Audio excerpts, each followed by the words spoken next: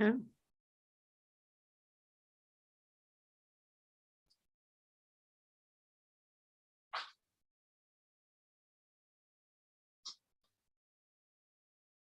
This is not being nosy. Do we know who DMC is, Matt?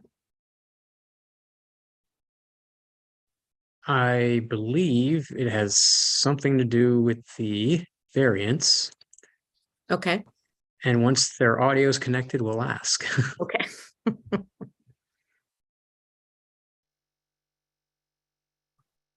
All right. Is everybody in?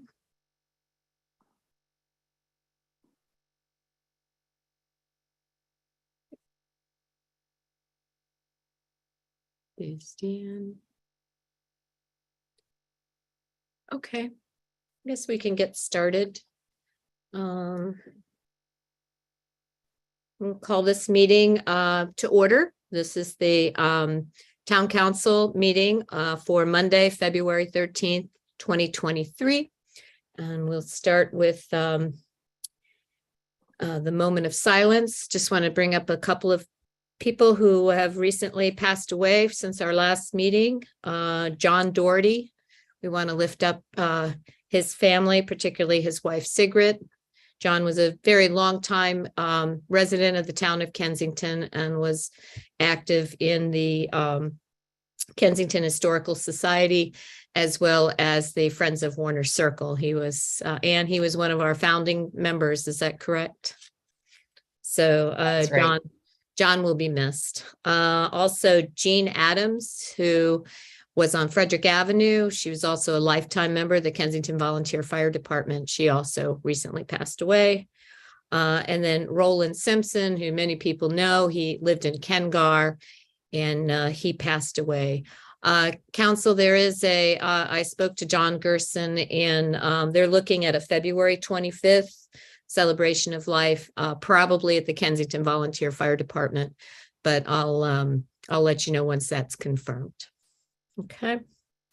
And then I will lift up Ann's dad, who is in the hospital as well. So Ann's actually coming from us from West Virginia, as she's been with her dad. So we'll lift her father up as well. Okay. If we could, is there anyone else that have somebody that I didn't include? Okay, if we could just bow our heads for a moment.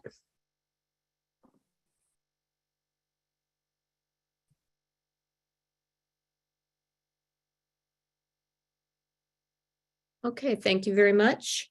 The approval of the minutes. I believe everyone's had a chance to review the minutes from the work session, as well as the January 9th town meeting. I believe, Nate, you were the only one that made just a couple of little changes on the work session minutes, and I didn't see any changes for the meeting minutes.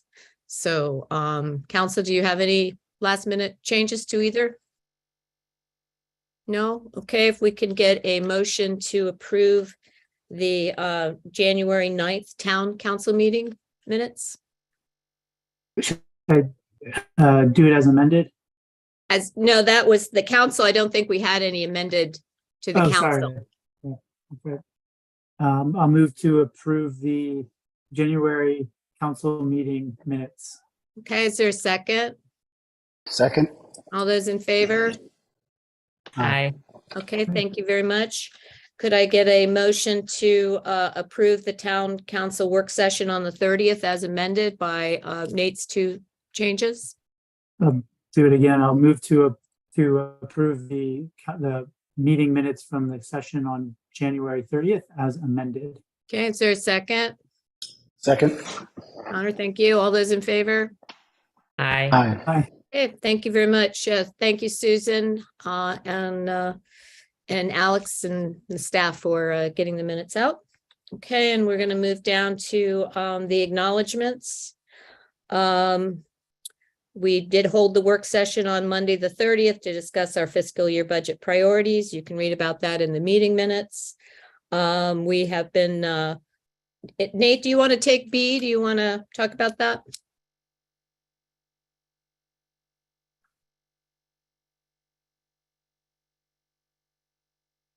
That was very quick. I didn't think you were going to move that fast. I'm Tracy. sorry. I'm speeding yeah. up.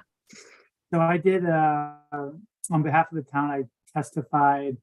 Actually, I was going to flag this, not a big deal. It was oral testimony, not written testimony at Oh. the hearing for the Maryland Senate for Bill 16, which was Senator Jeff Waldstreicher's bill in the Senate. Was co-sponsored by a colleague of his in the House, and it was the It is the Safe Access for All Roads Act of 2023. So I did 2 minutes of oral testimony. I was up there all day, and was very well taken care of by our District 18 delegation, particularly Jeff's office, and it was very they're very gracious, and it was a very long day, but very worthwhile because we got to advocate on behalf of the town for safer roads, as well as on behalf of other municipalities in the state. So overall, it was a very good experience, and that's now, I think it should be going to of getting approval, and it seems like there's a good prospect of it passing this year. So we'll keep an eye on it, and I'll keep reporting back to everybody. Okay, great. Thank you. Okay, we'll move down to the 3418 Oberon variance hearing. Matt, do you want to talk about that? Sure. Mayor and Council, we received a variance request from the property owners at 3418 Oberon Street. They had proposed to put an addition on the rear of the property. During original county DPS review, they determined that the front setback did not meet existing regulations. Once it was determined that a second story was going to be added to the home. The county is classifying this as a new build, which kicks in our requirements for our side yard setbacks. We have posted the property as under a variance. We've notified the neighbors, and I believe Peter is here. If he would like to, there's Peter. Okay. Peter, if you want to go ahead. Oh, certainly. Well, thank you. So, yeah, I just wanted to clarify that the house, we're not tearing out the foundation. We're not doing anything other than the original plan, which is really just to do an addition and expansion of the house. But the guidelines that sort of sparked the classification of the new build had to do with the existing front line of the house and the Montgomery County setbacks. So that it really was more of a paperwork drill than a change in how we intended to do the work. So our proposal is not to actually expand into the side yard any further than the existing house the way it is right now. It is really just to take it as it is and to expand up and add another floor above it. It does go back about 5 feet on the back as well, but that also would not encroach onto the side yard. So, there's an existing encroachment, and we're proposing just to maintain it in its current location and to complete the build the way it was originally intended before it was reclassified. Okay. Council, do you have any questions? I would just think note, technically, go ahead. sorry, Ann, go please. No, I just wanted to make sure, and then Nate asked your question, that Leslie, who's here in attendance, did send a note to the council just before the meeting that she maybe will be able to speak to, or people can review. But go ahead, Nate. No, I was just going to say, technically, I think it extends it an inch beyond, right? Or so, I mean, for all intents and purposes, it's like the same. But I don't have any questions. To me, it was clear. It was very well articulated in the letters, and it seems like there's more of a hardship on paper that's created by the county. The county's enforcement of its, I think, is a 40-foot setback or 25-foot setback from the front. So to me, it seems like a fairly straightforward issue. But thanks for coming to discuss. I'm sure others will have questions, but to me, it was clear. Connor, you or Darren have a question or comment? No, I'm a visual person. So to build on what Nate's talking about, I'm looking at the GIS website for the county, which I just think gives a very good visual depiction of why there is this unique scenario to that property and the property that abuts it to the east, 3416. The setback on that property in the public right-of-way is distinctly different and significantly greater than any of the other surrounding areas. And it's to my knowledge from talking to the property owner that way back in the day, there may have been a desire to put a larger road where Oberon is and bend it to the left. And so that's why there's reserved public right of way. But looking at the variance, I think it does the minimum amount to achieve what would have normally been allowable if not for this extreme setback in the front plane. Yeah. Darren, any comments?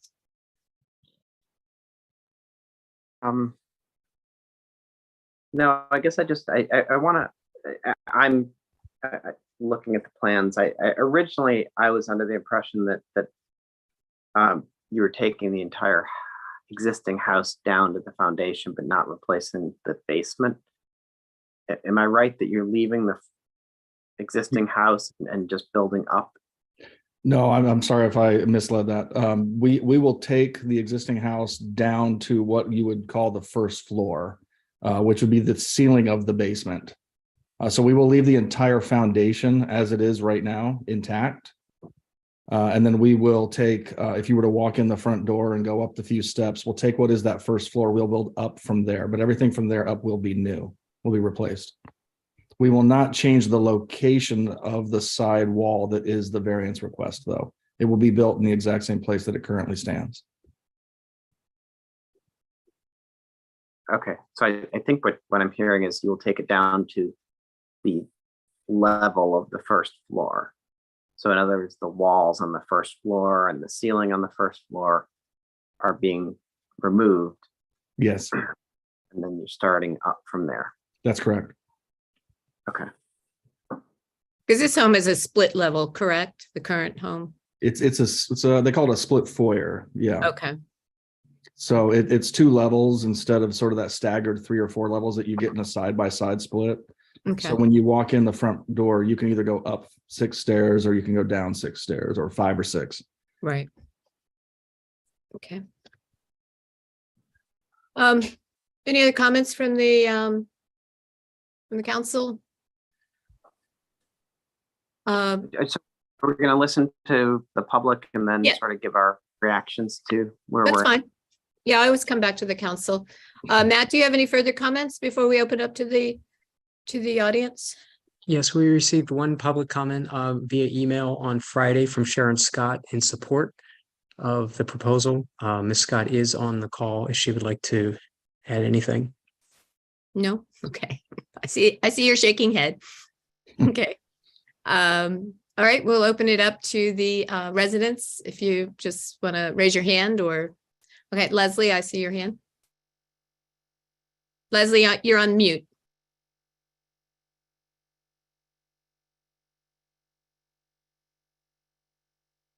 Sorry, I didn't intend to raise my hand. Which Leslie? Oh, sorry, Leslie Olson. Thank you. You're welcome. Leslie's on this call. Too many Leslies. Leslie Olson. I think I'm unmuted now. And Yes. we were able to get copies of the drawings from the town and looked at them. My understanding of how the variance is being, why it's being requested is a little different than the presentation. But because the house itself was built before the 10-foot setback. And therefore, when the addition was, when it was decided to expand the house by 5 feet and keep that same line, that new construction on the back of the house is within that 10-foot setback. And so new construction, they would need a variance from the town, not because they're going up 2 stories, but because they are doing new construction within the 10-foot setback.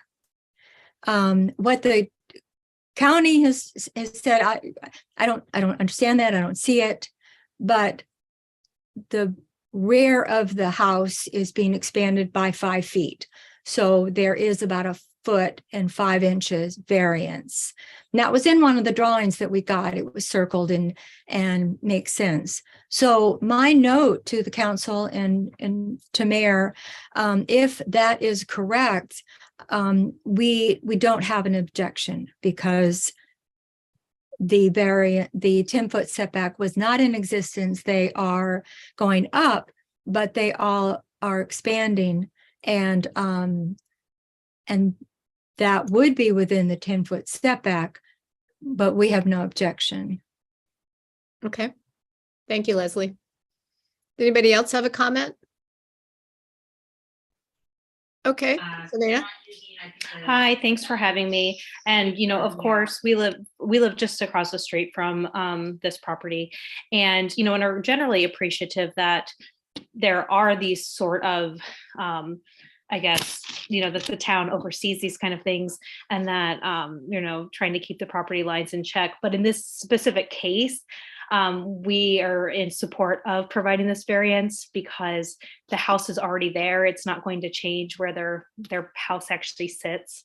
And I think the benefits of, you know, the renovation and, you know, improving their property, I think benefits all of us in the town. So my husband Stuart and I are in support of providing this variance for this property. Great, thanks, Savannah. And Stuart behind.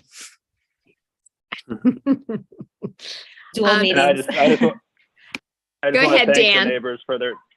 Hi, everyone. I just want to be very appreciative and thankful for the process and the neighbors that have shown up here to support. And again, we're not trying to build a mega mansion or anything, and working around the parameters we're in. So just want to thank everyone for being here and the support, and appreciate the time.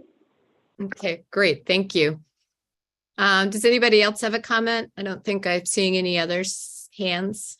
So, okay, Matt, what would you like us to do? Do you want us to make a So- motion, or we do that next month? General support, and then what we'll do is we'll prepare a resolution for the March meeting, Okay, in support of the variance request at 3418 Oberon. okay, council, do you have any other comments to make based on what you've heard from the residents? No, I'll just make a quick comment. I think that, you know, we do have a variance process and standards that we have to apply. And so I think we should make sure that when we voice our support, it should be in terms of what is put in our code. You know, it shouldn't be based on popularity or anything like that. It should be, you know, when we apply the factors in the code, do we feel that the variance is supported? And in this case, I think it is. I think the original house was built before we expanded the side yard setbacks from 8 to 10 feet. I don't think, you know, the people who built it or the current owners had anything to do with it. I mean, the reason I mentioned that is that there had any, you know, fault in this. That's one of our standards. We think it can't be like a self-inflicted problem. I think because they're not going beyond the existing foundation that meets the minimum necessary standard for granting a variance, and then I think that it's not detrimental to the neighborhood or the community as a whole, because I think that if you look at where the house is and the amount of side yards on either side and the distance between that house and adjacent houses, there's plenty of green space. There's plenty of space between the houses. So for that reason, I would support the variance next month. Okay. Thank you. Council, general support from everyone so we can prepare a resolution for next week or next month, excuse me. Yes, I was just waiting for Darren to go through the facts. Kind of learned to expect that of Darren. So thank you, Darren. No, based on that as well, and a wonderfully clear written staff report, I'm in support of the variance. Okay. And any further comments? None for me. I'm in support. Okay. Same, And Nate? same. Thank you. Okay, great. All right. Thank you all for coming. You're welcome to stay for the rest of the meeting, but if you have other things you want to do this evening, I think we're good now. And we'll have a resolution Okay. for the variance next month. If you leave, it's going to half our meeting size. So please stay. Thank you all. Better this Appreciate way. it very much. Okay, thank you. Take care. Thanks. All right. Okay, number 3, the Joseph's Park. Connor, you and Matt want to take that one?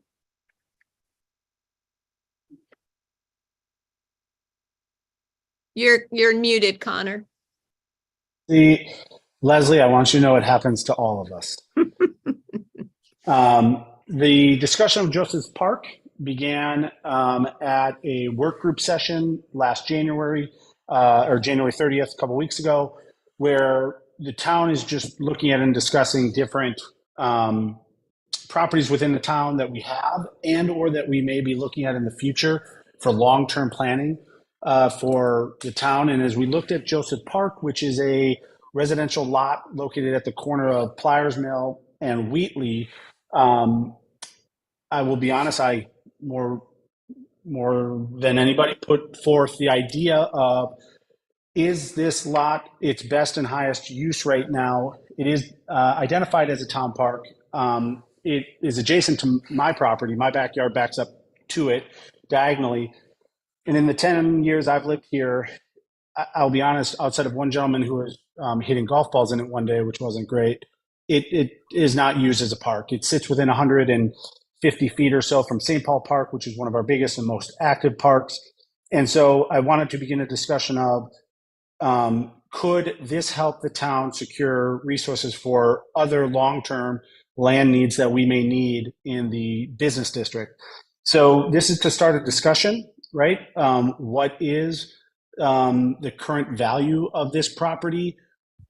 Presumably its use would be sold to be a residential lot.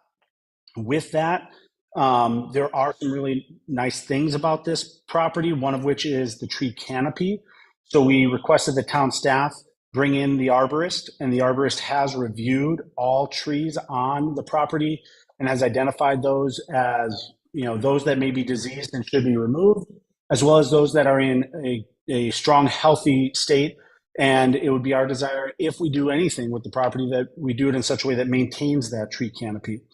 So with that, I will ask Matt to formulate maybe more context around it, but this is just to start a discussion of a potential path toward disposition of this property. Thank you. As Councilmember Crimmins noted, we're looking at this property for some financial flexibility to move forward with maybe some other properties in the historic district that we may be able to acquire down the road. We did have property appraised. It was appraised at $450,000. There is a requirement of the town to post any property sale in the town for 28 days.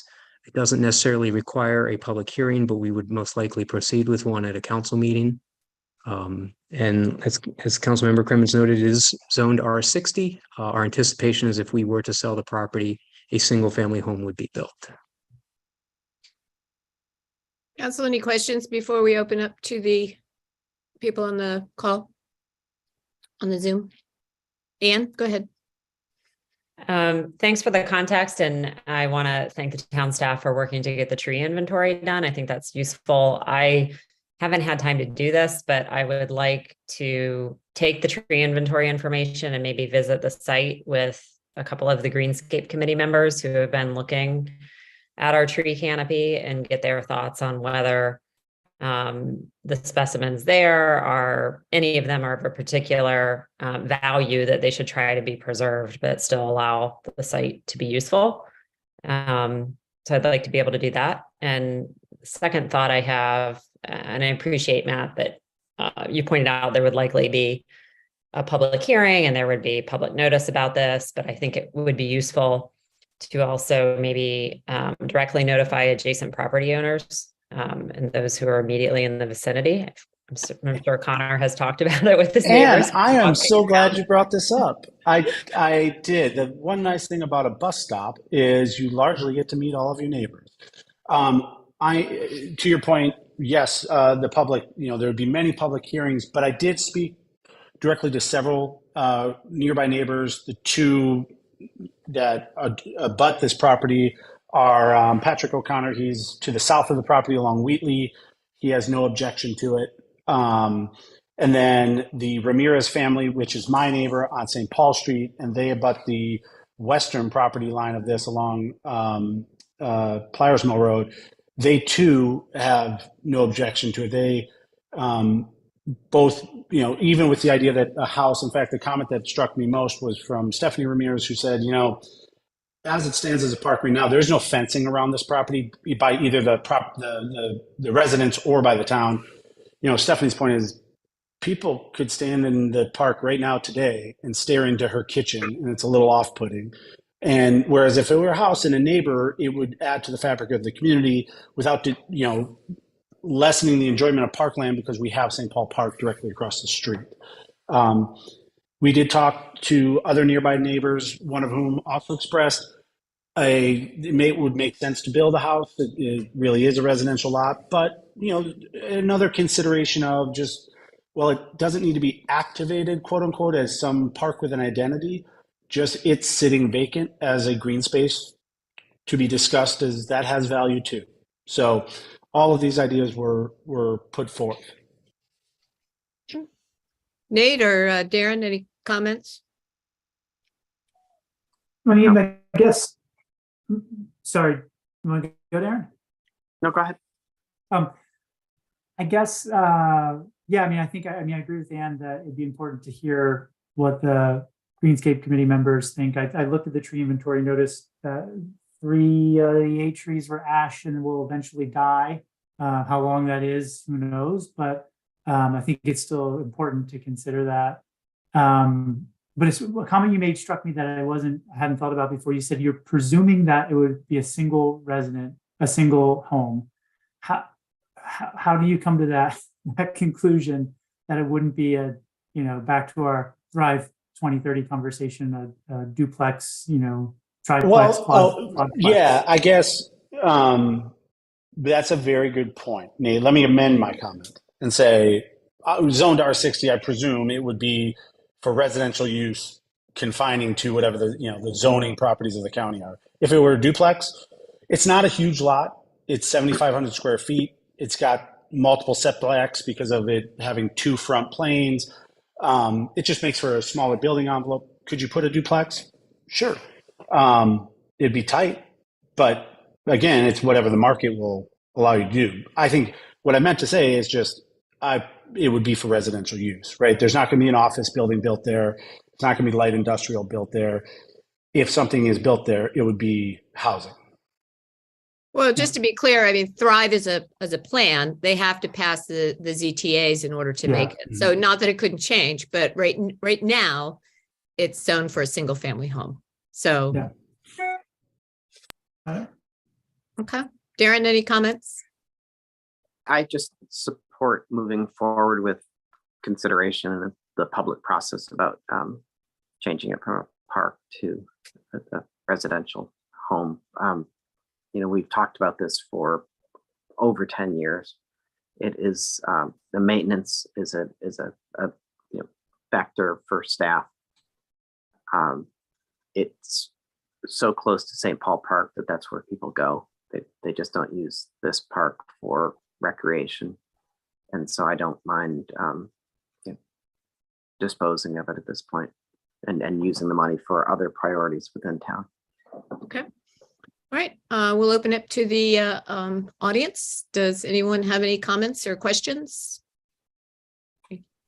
Leslie Olson.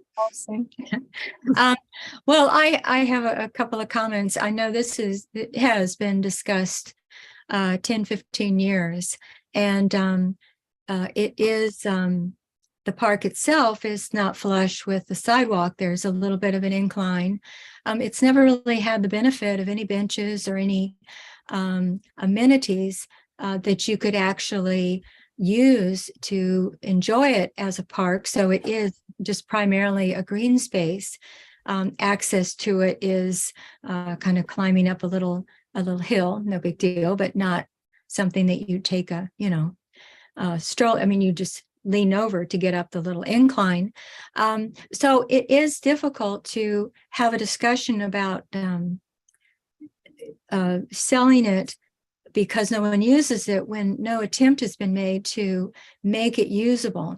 I like it, it's green space, but if the argument is that nobody's using it, then to me, the council should explore making it usable and then finding out whether it's something that is, for the future more suited to a single family house. But it specifically has been cut out of any type of amenities that would make it a park. So as a green space, it works wonderfully. That's just my comment. Thank you. Anyone else? I'm not seeing any hands. All right, so Matt, how would you like us to proceed? Just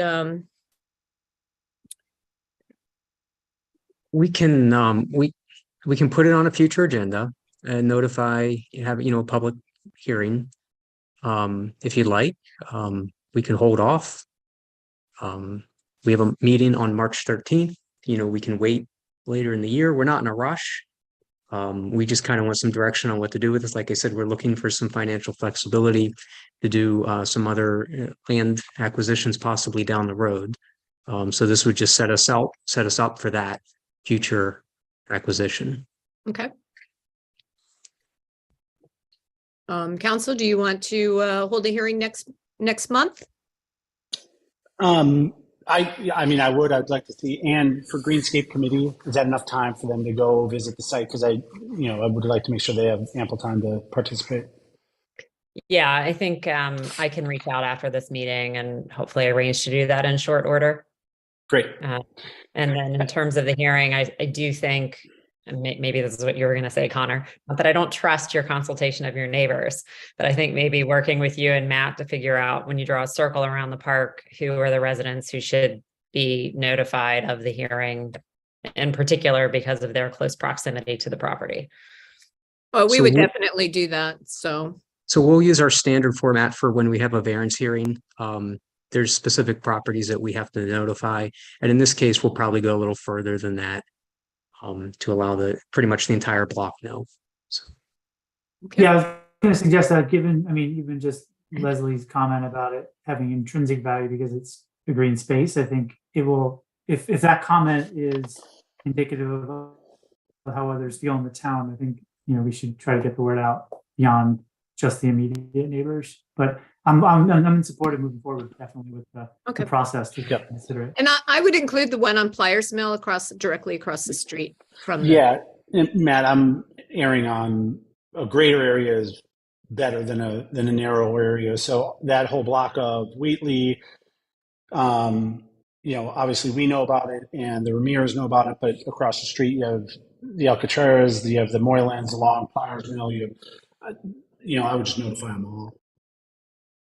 If you can see it from your house, you should be notified. Yes. Mayor and Council, do you want the staff to hold an on-site meeting with the neighbors before the public hearing? I think I would give them that option Okay. for sure. I think that would be really helpful. I don't know how it would work for staff. Maybe you could do a daytime meeting, and then we could also schedule a weekend meeting where the council could be on site.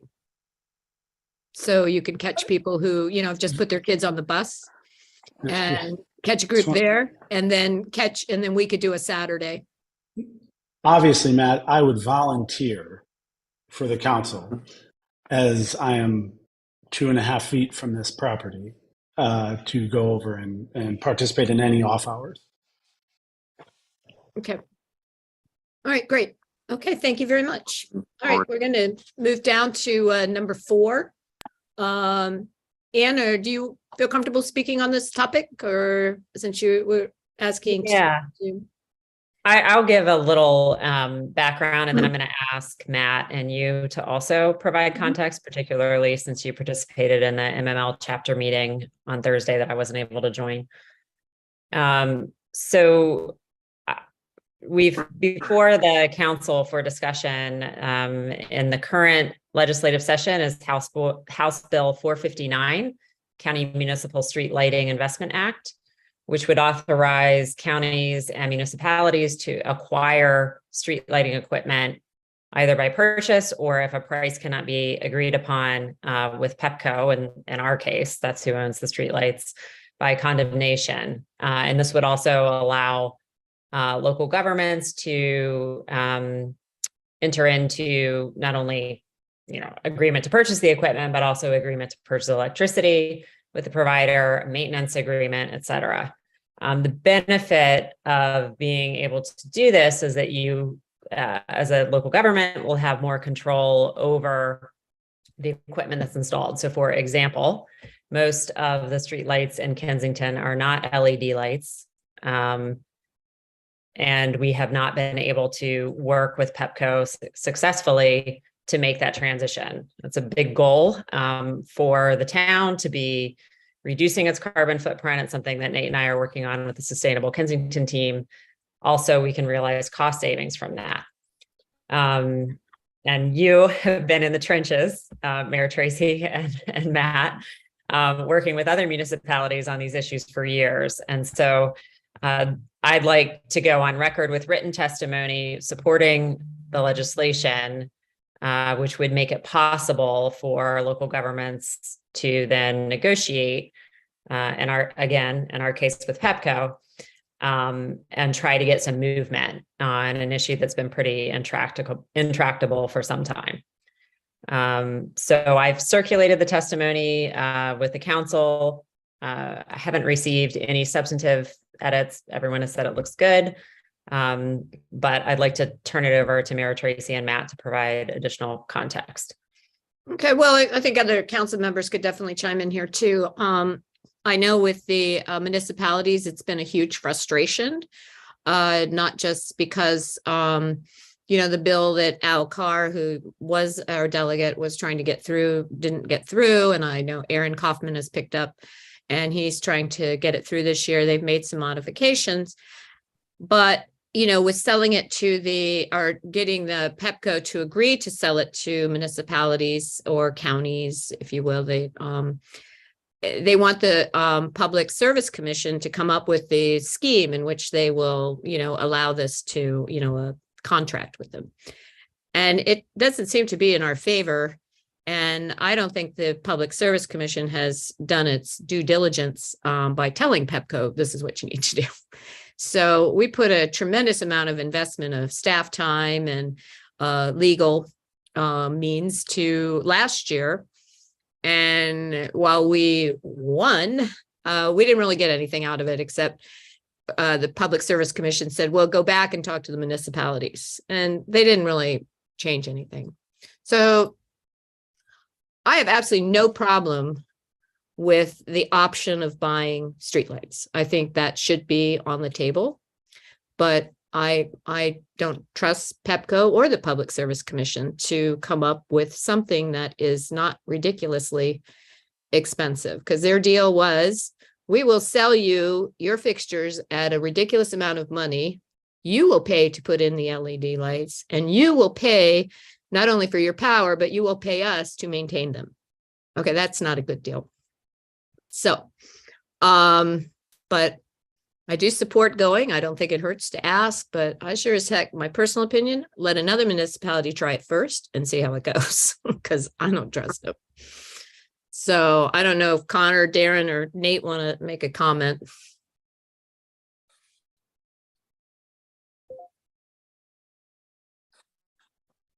Don't all speak up at once. Well, Darren wasn't muted, so I thought he was jumping right in. I share similar sentiments in that voicing your testimony, I think the written testimony is wonderful. That's why obviously no substantive comments from me. I think as written, it's great. Submitting it on the town's behalf, I'm in support of. I have, no problem with entering our voice into support for the bill by Delegate Kaufman. I do think we took the lead last cycle, and at significant cost, not a lot of return. I would love to see another municipality kind of be the guinea pig, right? Jared, any thoughts? No, this date predates me on the council, you, maybe even in town. Pepco has a cash cow in the street lights, and not just the street lights, but the maintenance that they're charging us that they're not doing. So I'm more than happy to proceed on this. It's probably not a great analogy, but I feel like this is tobacco litigation.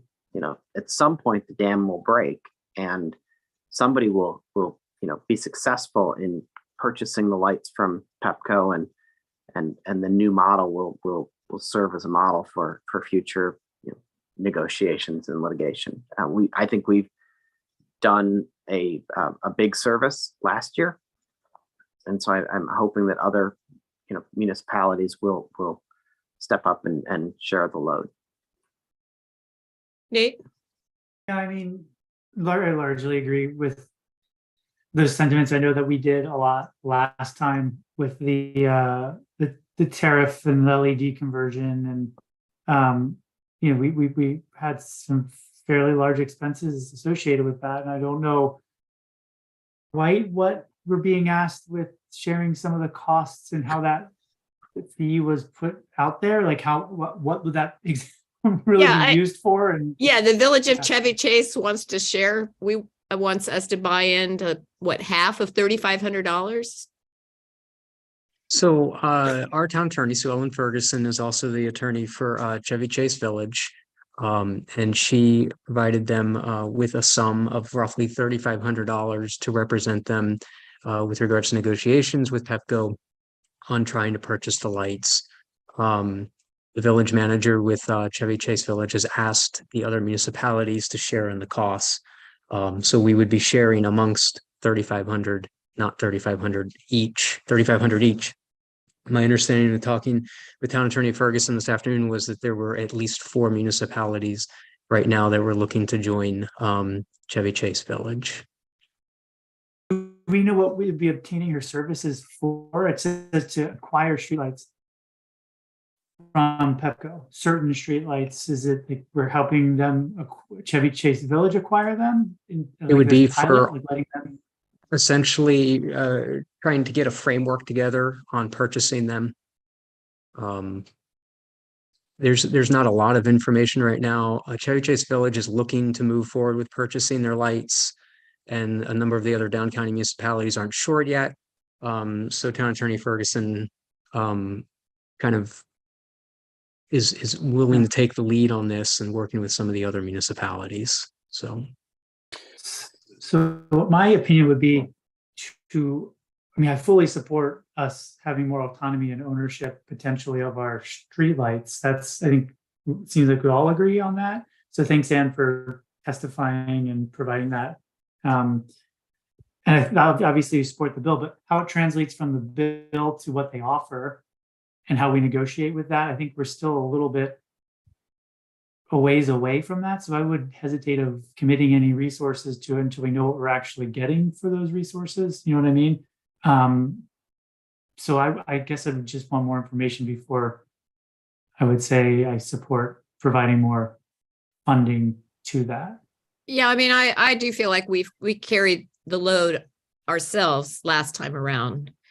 And I think the other municipalities should do it this time around. I mean, we're not talking about a lot of money, but I just feel like, and I want to remind everyone too, that we probably have more streetlights than any of the other municipalities. We do own some, not a lot, but we do own some. But, by owning them, we now have to maintain them. And we probably end up hiring a staff person in order to take care of what we now have as our utility. So there is some cost with that in the savings from, changing them to LED that, people, when they have a street light that's not working, they don't call Pepco anymore. They call us. So just as a reminder. So, Al, I saw your hand up. Did you want to say anything? Yeah. Hi, everybody. Good to see you all. So yeah, thanks a lot for all of your efforts. And I just want to just add a little bit of information to what was already said, is that I think the request for supporting along with other municipalities, Sue Ellen's effort, that's a parallel effort that started in April of 2022. So back in April of 2022, Pepco filed a new tariff to make some tweaks to the terms and conditions under which they offer their street lighting, and a number of municipalities chimed in on that. I think led by Washington Grove, Chevy Chase Village, and Chevy Chase Section 3. And that involved into the Public Service Commission saying, go back, talk about it. There was a series of meetings and so on.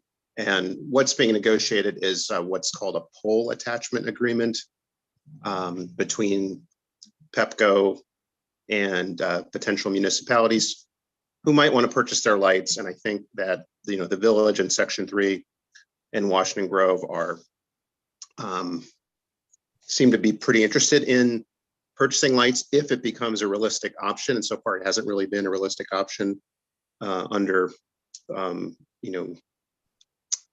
current regime. But anyway, I think it's complementary to the legislation.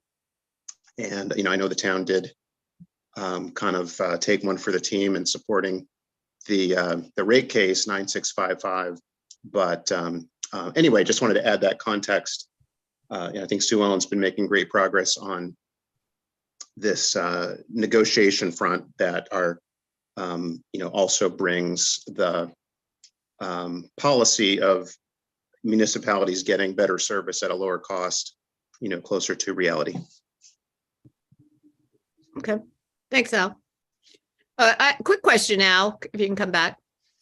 Why has the Public Service Commission not been able to get PEPCO to just change the lights over to LED? Is it because they have wanted an increase in order to cover that expense, or what? Yeah, PEPCO is pretty far behind other utilities in other states and even within Maryland. Yeah, BG&E has already done it, hasn't it? BG&E is far ahead. I don't know why that is. And of course, PEPCO did have a proposal, but it was so ill-conceived and poorly vetted that, municipalities hated it and the Public Service Commission rejected it. The PSC I don't think they're used to hearing from municipalities. So I don't think this was necessarily on their radar screen. They're starting to hear more and more from municipal customers, but and their processes are very slow. They're basically like a court system. So, things take months and years that, to us seem like no-brainers. So I don't know why the Public Service Commission hasn't done more. They should have been doing more to get PEPCO to, modernize their streetlights and provide better service and better rates. Okay. All right. Thank you. If I may, Tracy, Al, I had one question for you as well. Yeah. So there's the pole attachment agreement that they're working on, but is there any discussion, has there been any movement toward a light maintenance agreement as well? Because, one of my concerns is if you purchase them, when you go to do maintenance, last I heard from the hearing last year was, there's like 2 or 3 subcontractors that you can hire, but essentially you have to go through PEPCO and you have to pay the rates that PEPCO sets for maintenance to these lights. And it strikes me as another area, to your concern, where municipalities could win and still could lose, right? You get the right to buy them and you might buy them, but the cost, because the costs are set largely by PEPCO, might be something that long-term you find very unattractive. Well, that's a really great point. I think the goal is to have the same system that they have in Washington, D.C. So in D.C., they acquired the lights from PEPCO in the 80s, and they just pay electricity, and they were able to hire whoever they want to do the maintenance. That's how it works in a lot of states, and I think that's what the goal is. But PEPCO has been throwing roadblocks in front of that goal. Okay, thank you, Al. Does anybody else on that or was that Ann? Did you have something? Yeah, just a minor point. I shared this with Mayor Tracy and Matt, but another avenue that we could explore through discussions with the MML chapter would be looking at the PSC, and commissioners will be up. Some of their terms will be up, and there's an opportunity to appoint new commissioners and to have municipalities' voices heard in that process, and identifying this as a priority, not just the ability to have ownership, but the concerns that Connor just raised and Tracy that you've raised and Matt as well about making it a meaningful option. So I just want to put that out there because it could be something that we raise with MML. Yeah, we didn't actually talk about the commissions. I actually was in a meeting where we talked about the public works, the Board of Public Works. We did talk about that, expanding that with Brooke Learman, but we did not talk about the Public Services Commission. So, but that's an excellent idea. I don't know how. I assume the governor appoints those people, probably. It looks like it. I didn't have time to do too much digging, but from the little bit I read on the website, that's what it looks like. Okay. Well, we have the Maryland Mayors Association meeting this week, and usually we go over to see the governor. So maybe we can mention that one to him when we're there. Okay. Cool. All right. Anybody else in the audience have a question or? Not seeing any hands. All right, so Anne, I think we can get a general consensus. Everybody's good with Anne turning in written testimony. That's due tomorrow. Everybody's looked at it. We're good? Yep. Okay. Thank Great. you. On that, I may need to ask for Alex's assistance because I'll be traveling from West Virginia to Maryland tomorrow, and I'm not exactly sure of my schedule. We just send it to Alex. You'll get it there. Thank you. Thank you very much. Okay. Let's move on. Number 5. Oh, discuss county sharing. Oh, wait a minute. We're not going to give. Are we going to give Chevy Chase Village any money? Do we want to share in the $3,500? I think it's a little too squishy right now. I'm opposed to it. I would say no. Okay. Is there a consensus there? I have one no. I already said no, not now. Okay. Let's wait until the ask is a little firm. You said we don't need to carry the load, but I don't even know what that load is, to be honest. So we get more information and maybe down the road, but okay. not And now. you're okay with just saying no, we're not ready to do anything else. Yes, keep us informed. Let's get more information. Okay. Darren, you good with that? Same. Okay. Yep. Okay. All right. Thank you. All right. So let's go down to number 5, DRB update. Connor? Sure. There's just a few properties people ask about, so we thought it would be good to just put it out there. I know we're going to cover 10509 Summit specifically in the town manager portion as well. The 2 that I want to talk about immediately, and then I'll turn it over to Darren. 10401 Connecticut Avenue. This is also affectionately known as the Bakers Union Building, which sits right out here in front of Town Hall. There had been a contract purchaser agreement that was drawn up. It had been listed for sale. A contract purchaser came into agreement, and then they do what's called due diligence. There's a term of art in real estate development known as sharpening the pencil, where they really tear through all documentation and they really fine tune their estimates from a cost standpoint. And I bring this up just to say that this is how sometimes commercial development works. We were notified last week that the contract purchaser has pulled out of that deal. So the property owner, the Bakers Union, and their broker informed us that they're going to go back and look at how they reposition and remarket the property, and they will look to put it back out sometime likely in the next 6 to 12 months. Because some of the feedback that they heard, which they are seeing across the industry, is just there are economic factors, right? Interest rates and other things, as well as market factors such as the cost of construction that just led to the project being unviable for the contract purchaser. So there's a long way of saying there's nothing moving on the contract on the Bakers Union at this point. We expect likely we'll hear something hopefully in the next 6 to 12 months. We may actually see it relisted on LoopNet. And, at such time that it comes back, we will keep the public informed. Do we know what the purchase price was? I did not hear the purchase price. I don't know that was ever made public because it never actually finalized. So The second So it wouldn't be a is- good yeah, swap for Joseph's Park, I'm guessing. I will make the ask. I mean, who am I? I've got 4 kids. I can be embarrassed by anything. So, but yeah, when I heard that there was a contract purchaser, I was, excited that there might be an opportunity to see redevelopment of a building that I think that could be in the best interest. But now we just wait and see. Yeah, okay, So thanks. the next is the Modena property. Sorry, I'm going to come back to Modena in a second. The Kensington Crossings property, which is 10619 Connecticut. That's where Hawkins is currently located. This is obviously the one I've gotten the most calls about because there's a fence up. So this is just to say the project is finally, slowly moving forward in the sense that they are starting to clear the surface of the property. They did examine a little bit more. They did some soil quality testing. They have applied for and received the demolition permit from the county, but not yet from the town, unless Matt comes in and tells me something has changed since last week.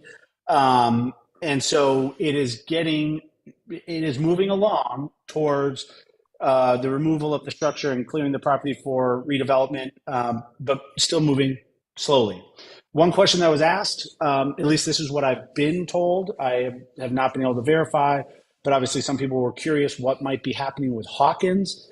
What I've been told is they are looking at a site to relocate, and actually for them, they found a potential site up off of East Goody Drive in Rockville that is actually more convenient for them as far as where they have to bring their stuff to and from. And there's a lot of landscaping and stonework and the Irwin stone, all those complementing businesses are along that area. So I don't know that for fact. I haven't talked to Hawkins, but that's what I was told by other parties involved. Well, it's more of a light industrial area. I mean, it's Correct. definitely more fitting for, Hawkins is really nice when it has all the flowers, but when you start loading up mulch and everything like that and firewood and things. It's just an anecdote. I don't know that it matters, but it does sound like timing may be coincidentally good. It sounds like the condition of the structure is deteriorating quickly. And so it's become more of a safety concern, even being able to operate within it or rather underneath it. So looks like, timing is somewhat fortuitous here. Yeah, the sooner the better. Yeah, the last one is just a quick update. It's not identified specifically, but the cafe in the historic structure at Modena off of Metropolitan Avenue. I talked with Modena, who will be running that cafe. They have completed the refurbishment of the interior. The exterior has been done for a while. And the latest is in my discussion with Janet today, they are filing for their permit for operations, their license with the county this week. And they anticipate they will be in receipt of that and should be open sometime in March. Great. I will be prepared to come back at the March meeting and tell you if that is true. I know things get dragged out. I don't think it's done purposely by the people that are trying to open the business, but just waiting on some particular countertop can take months. It's just crazy. They did have that. And then the unfortunate reality, we hear it often, is they've also had to wait on inspectors from the county. And it's several inspections that have to be done to close out the inspections, and just getting that all scheduled, is just a bit of logistical gymnastics. Yep. Darren, outside of what's in the town manager section, anything else you want to add for 10509 Summit? Yeah, I will just give an update and sort of ask for guidance from how we proceed. The flats project, the residential part of it is not really that controversial or shifting.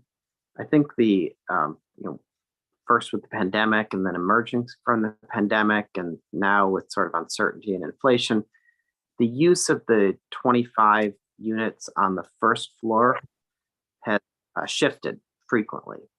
Originally, it was going to be retail, I think, and then they sort of became these live work units where somebody might be a psychiatrist living in the back part and practicing in the front, or artists. And I think as more review of the viability of that market has come out, the developer is sort of moving away from that and would like to move towards some other aspect that is, more residential in nature. Obviously, the site has limits on the amount of residential, and the live work units were a split between residential and commercial.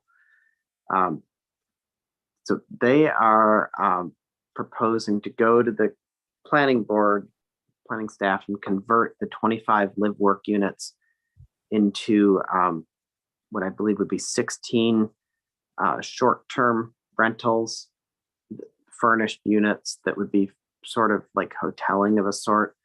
And then 9 of the remaining 9 units would be just straight multifamily housing. So that's change one that they're contemplating. And then the second one is that we've always sort of understood the amenity space to be in the basement, where there wouldn't be much exposure to the street, not much natural light.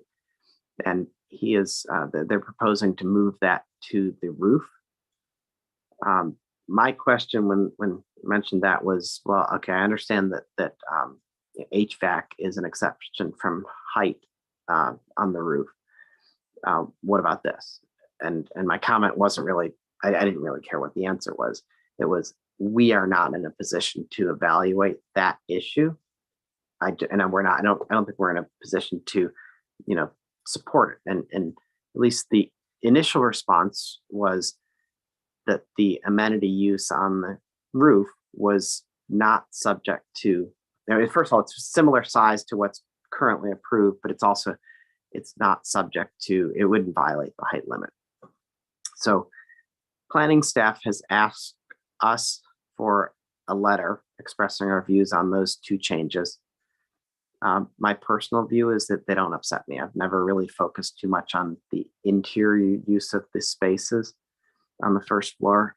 And I think that amenity space on the roof would make the experience of the residents better. But, option 1, we could sort of just decide, because this is not on the agenda, I don't think we could do anything tonight, but that we could, at the next meeting, move forward and send a letter to planning staff and say that these changes are fine with us. Another alternative would be to send it to the development review board for review of these 2 changes, and then come back to the council in March. And I guess there are other possibilities that maybe I haven't thought of. So I just wanted to toss that out there and see what people thought. So just to be clear, the amenities for the people who live there, these are not public amenities. These are, instead of having a gym in the basement, they're putting in a barbecue and some tables so you could go up and have a party on the roof. Is that what I'm? That's correct. And I believe that is a critical difference between whether that would be allowed to be on the roof or not. Okay. If it's restricted to the residents, then it is allowed to be on the roof. Okay, because that's not a public amenity. So. I can't remember what the a building amenity for the residents. Right. The Okay. Lindy Base Lake has similar amenities on the roof. Oh, a lot of condominiums and apartments have things on the roof. Yeah, especially taller ones because they get good views. So. Right. DM, did you get a sense from planning staff the change of the 25 live work units to short stay, so those would not be, permanent resident, it wouldn't be occupied 100% of the time, is going to change calculations as far as, the parking requirement and traffic circulation, but are they requesting a new traffic study? Do they have any, updated figures?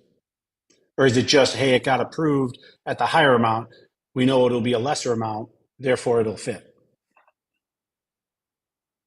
Yeah, I don't know enough about I think any difference would be very minor. Mm-hmm.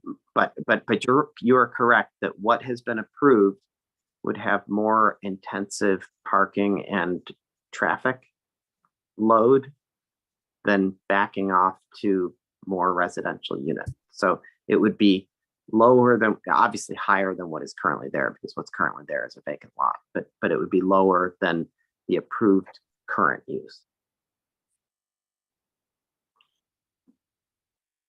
Yeah, I had a phone call today with a resident, and member of the DRB, specifically about Summit Avenue, just giving updates on what happened at the county level with the county executive's capital improvement budget, whereby he demonstrated that the Summit Avenue Extended is not a priority to him and attempted to remove it. It was subsequently negotiated to remain in, but it got moved yet out further now from FY27 for initial planning and acquisition to FY28.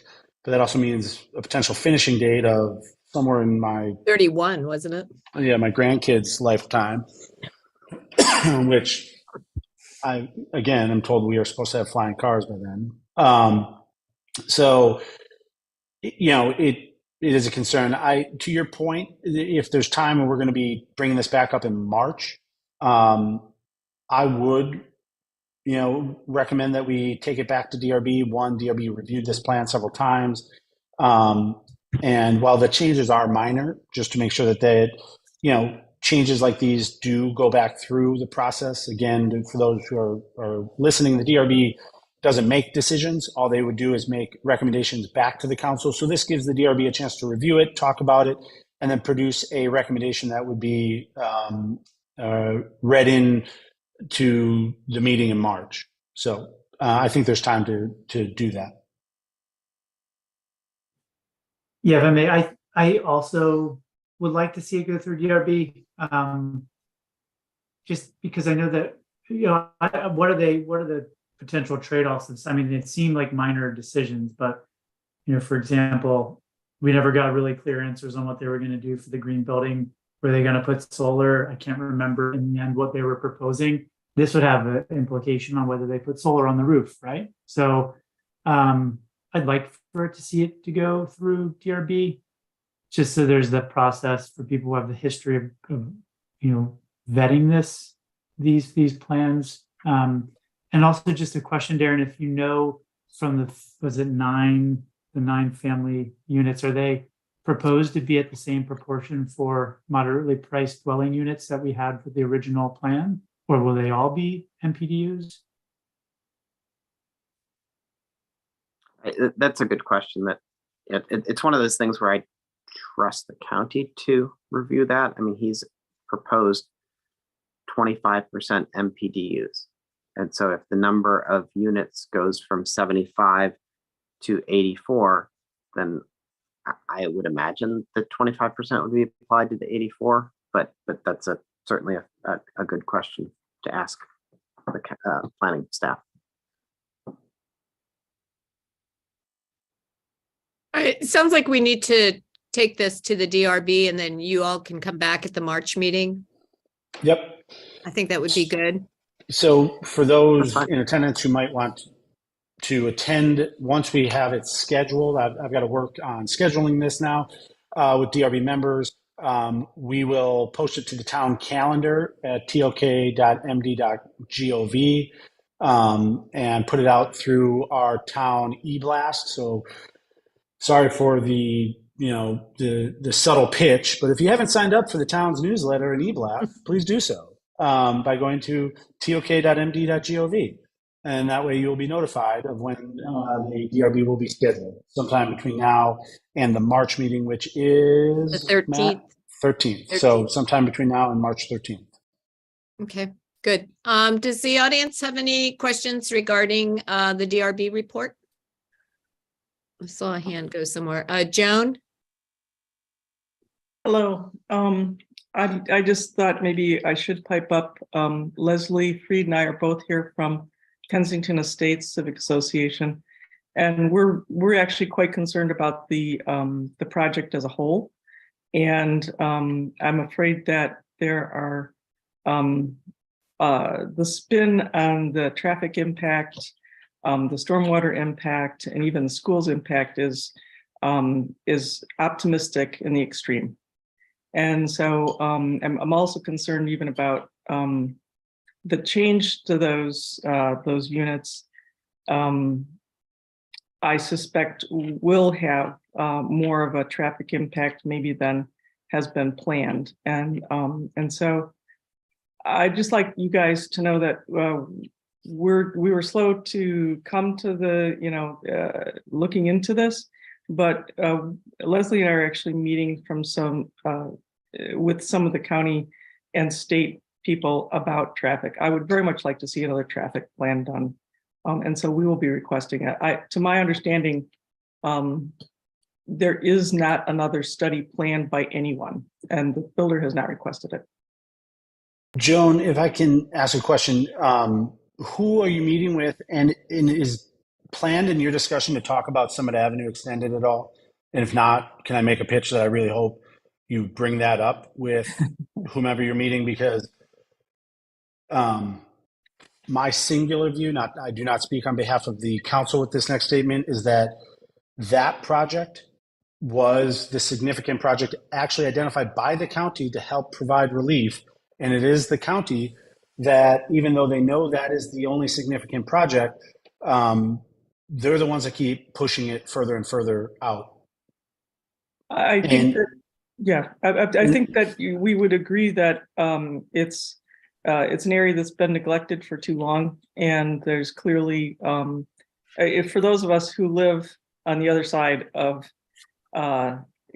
Connecticut and right under that intersection, it makes sense to do something about traffic right now, even without this additional stress. And so I'll be happy to mention it to the people we talked to. We have one appointment with a state highway official. I don't know that he's going to do more than just try to answer our questions about the current plan. But we plan to put in comments to the planning board, and we will indicate where we think that the current infrastructure is inadequate. Okay, yeah, and I'm very thankful to hear Kensington Estates coming on board with that same thought. The more voices that are raised to this, I hope that Rockville is listening, because my concern, beyond what is happening within our border, is what's happening outside our borders. As you look at projects that are being proposed and approved north on Connecticut, north and east on University, obviously Chevy Chase Lakes just came online, and then going down Knowles to Strathmore, all of the housing down by Strathmore that is in the approval process. It just means more traffic moving through Kensington and Kensington Estates, and the county continually putting off the one project that they themselves identified, beginning in 1976, as that which can provide any significant improvement to traffic. And we found out again this year that that project is not favorable to the county executive, and he once again moved it further and further out in the budgeting process. And so your voice added to our voice and others hopefully would be wonderful. So I'm really glad to hear that. Thanks, Joan. This is wanna- the third Leslie. I'm rarely in the meeting when there are three Leslies. The one thing I wanted to mention is when we met with the planning board, one of the folks at the planning board, she mentioned the traffic impact analysis was done December 11th, 2020. So it was during COVID. And when you look at the table and the date, the times, it's just not consistent with our reality when we watch the traffic at that intersection, and it certainly impacts folks in the town of Kensington as well. That intersection between like 3:30 to like 6:30 in the afternoon. And then the one last thing is when we looked at the the diagram is, they have one of the ways to enter into the building, the flats of Kensington, is through that parking lot where the wine and company, the Knoll Station. So that's like gonna be one of the in and outs. But there's parking on both sides. So if they're gonna take away some of that parking, what are they gonna do with that parking? Like, where are people gonna park who go to those establishments, be it wine and company or for ice cream or whatever? If that Well, becomes- there's supposed to be a garage inside this building. So that's It was why. unclear to us if that's who uses, and that's one of the questions we're going to have for Right. we're meeting with the developer, who's going to have access to that? Because if you go to some of these buildings that are retail and what have you, only a small part are for the public and the rest is for residents. And if you have 100 residents in that building, and 166 spots, it's unclear if that will meet, and because you're going to need parking for employees as well. So we just want to hear about that. Well, we certainly understand that the studies that they do are always not quite our reality. So we agree with you 100% there. And part of, you can see the number of cars that are parked on the vacant lot right now, because those are all part of wine and company. Those are probably the employees, and so we certainly understand that concern and share it. So I live on the west side. I'm on Dietrich, so I know all about that side of town. Nate lives there. He knows about the problems as well. So we share the traffic concerns, but that is why we really need that Summit Avenue extension. And what Connor didn't mention was, our county executive is really pushing White Flint. Well, a lot of those people are going to be coming through here and headed down to White Flint, and, as well as the big redevelopment at Holy Cross, which will include, I think, a senior nursing home type facility, as well as single family houses, as well as townhouses. So, all that on a little 2-lane road. So anyway, a lot coming our way. Joan, I'm sorry, did you have anything else you wanted to add? Me? Joan? No, No, Joan. Joan, or I'm sorry, I muted myself. I'm still fine. stuffing my dinner in my face. Okay. There's a lot I could add, but I think, what Leslie and I are doing, just trying to get our group up to speed. We're trying to position ourselves where we can advocate for the best scenario. I suspect it is too late to stop this. And I'm not against any building there, but we're just really concerned about the scale and the current problems, and feeling that things are inadequately addressed. So I will sign up for that newsletter. Thank you, and try to be more active. I will try to reach out and give you emails, etc., so that I'll put my email in the chat. Please keep us posted. We'd very much like to work with you. And like I said, I'm just learning. Don't know, how a lot of these things work. So thank you for your time. Any help you, please just keep us posted. Okay, well, the Development Review Board meetings are open to the public. So that will be announced. So you're welcome to come to those meetings. They typically don't take comment from the public, but you are there and can listen. And, after the meeting, if you have any questions or something, I'm sure Connor would be, and Darren, who chair the DRB, would be delighted to stay and talk to you. Okay, thank you. Mm-hmm. Darren, did you want to make another comment? I'm sorry. No, I guess I would just want to ask that whenever a neighborhood association like Kensington Estates or Parkwood or meets with county officials or us, I just like some indication that what's being said is the is attributable to the Citizens Association and not, and I don't mean to pick on Leslie and Joan, but not just what Leslie and Joan are interested in. So we have public meetings, we have agendas, we have votes and things like that. And obviously it's a little bit less formalistic when it's a citizens association, but I do think that there ought to be some assurance that it's not just a couple people who are motivated. And then just to build a little bit on what Connor said as an example, because I've had this concern for years now. We get projects in town. We have 100 apartment senior apartments on Knowles. We have this project, which is about 100 apartments. All around us, we have massive development. We have the Lindley down in Chevy Chase Lake. We have projects in Wheaton. We have the Kaiser facility up in Aspen Hill, where I looked at their traffic projections, and it was 1,000 trips per day. Orders of magnitude higher than anything we're going to get in Kensington. And none of the groups that show up to protest our little 100-unit apartments show up to protest 1,000 trips per day in Aspen Hill, which is going to draw the same cars through Kensington. Right now, before this project is even built, we have massive backups going from Summit to Pliers Mill out to Connecticut. We have massive backups on Knowles to Connecticut.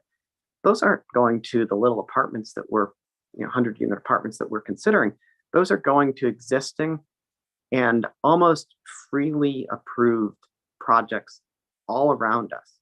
And so I just have concerns that we focus too often on projects within town and ignore the growth that surrounds us.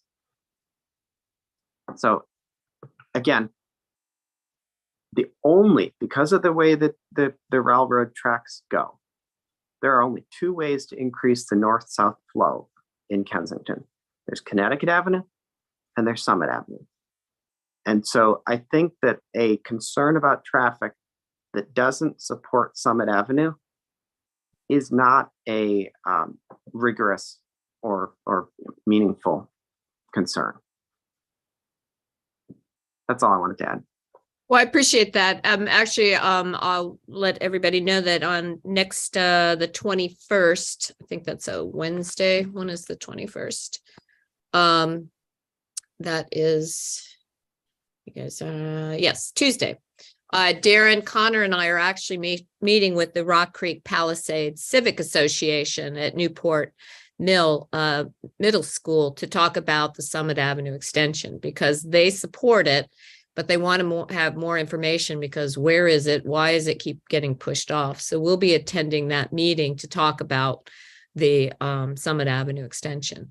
So, we need help for the neighborhoods around us to push the county into getting this done and to funding it. It's basically a bypass of two major intersections. It's crazy. You get on Summit Avenue and you're basically backed up to Knowles to get to the light at Pliers Mill. That's not good. So, you should be able to get further along. So, anyway, so we'll be meeting with the Rock Creek Palisades Civic Association next week. Joan? To that point, Joan and Leslie, we're happy to meet with any and every. And we've done it with Parkwood, with Jeff and his group. To Darren's point, it's great. We have to try and figure out, as an individual just coming because they're interested, or are they speaking on behalf? And so when there's a formal engagement of, hey, we're having a meeting, it's Zoom. Can you pop in and give, kind of the town's position on things? We are happy to do so, right? The more we can collectively bring more voices together to understand our, the town's position on Summit Avenue, and just to update. Some people don't understand that this struggle, the town has been advocating for the Summit Avenue extended officially, predating 2012, but 2012 was our most recent sector plan, our development plan, and it advocates for Summit Avenue extended. But this goes back to the 70s, and we are still fighting the county because the approval and planning and actual construction of it is all in the county's hands. You're muted, Tracy. Oops. Joan, one more comment. We need Okay, to yes, move yes, along. and I don't want to Shanghai your meeting. That's all right. So Darren, I thought you made excellent points. Thank you very much. And I don't want to alarm anyone saying that we are meeting a county official. It basically, Leslie and I have been on fact-finding missions. We're trying to educate ourselves so that we can, explain things to our members, and then organize comments. And so we're really, and neither one of us are trying to advocate for any particular position. That's not what we're doing. We'll be happy to lend our support for the Summit Avenue extension. I think that would be generally supported in our area. But I'd also like to extend an invitation to you if you would like to join us at any of our upcoming meetings. We'll have combined in-person and virtual in general. So I will keep you abreast of our schedule. And if you think that you would like to come, you have the time and would like to participate, I would welcome your participation. Great. Thank you so much, Joan. We'd be happy to, if you send us some dates, if it works for any one of us on the council or myself, we'll certainly make an effort to attend. Great. Okay. I think we're good. You're going to set up a DRB meeting and then bring something back in the March meeting, correct? Okay. All right, so let's move along. Number 6, Sustainable Kensington, Nate and Ann. Want me to go ahead? Okay, so we didn't, I don't know, I can give a quick update on the meeting that we had last week, but we've formed the group, which was originally the Green Team. We've changed our name to avoid confusion with Greenscape Committee, the Pedestrian Bicycling Working Group, and Mobility and Traffic Committee. So we're now Sustainable Kensington. In your packet tonight is a very immediate request for feedback and approval of the survey that we would like to send out, a pulse survey, as we're calling it, just to town residents, business owners, and workers, who this Friday we'd like to send it out. And the point of this is just to get the sense of what general issues related to sustainability folks are interested in pursuing in the longer term as a town. So the survey in your packet is really meant to just kind of gauge these longer term interests, to, in some ways introduce the group to the community, in addition to the regular ways that we post it and talk about it in the journal and so on and so forth. There's an article that was drafted by one of our Sustainable Kensington members, Kate DeWitt, that will accompany it. But the survey was done by the group. It was led by Karen Fadley, Craig, Ken Emeditz, and Daphne Wagner. And I think it's a pretty good, fairly quick survey, again, to get interest from our town residents.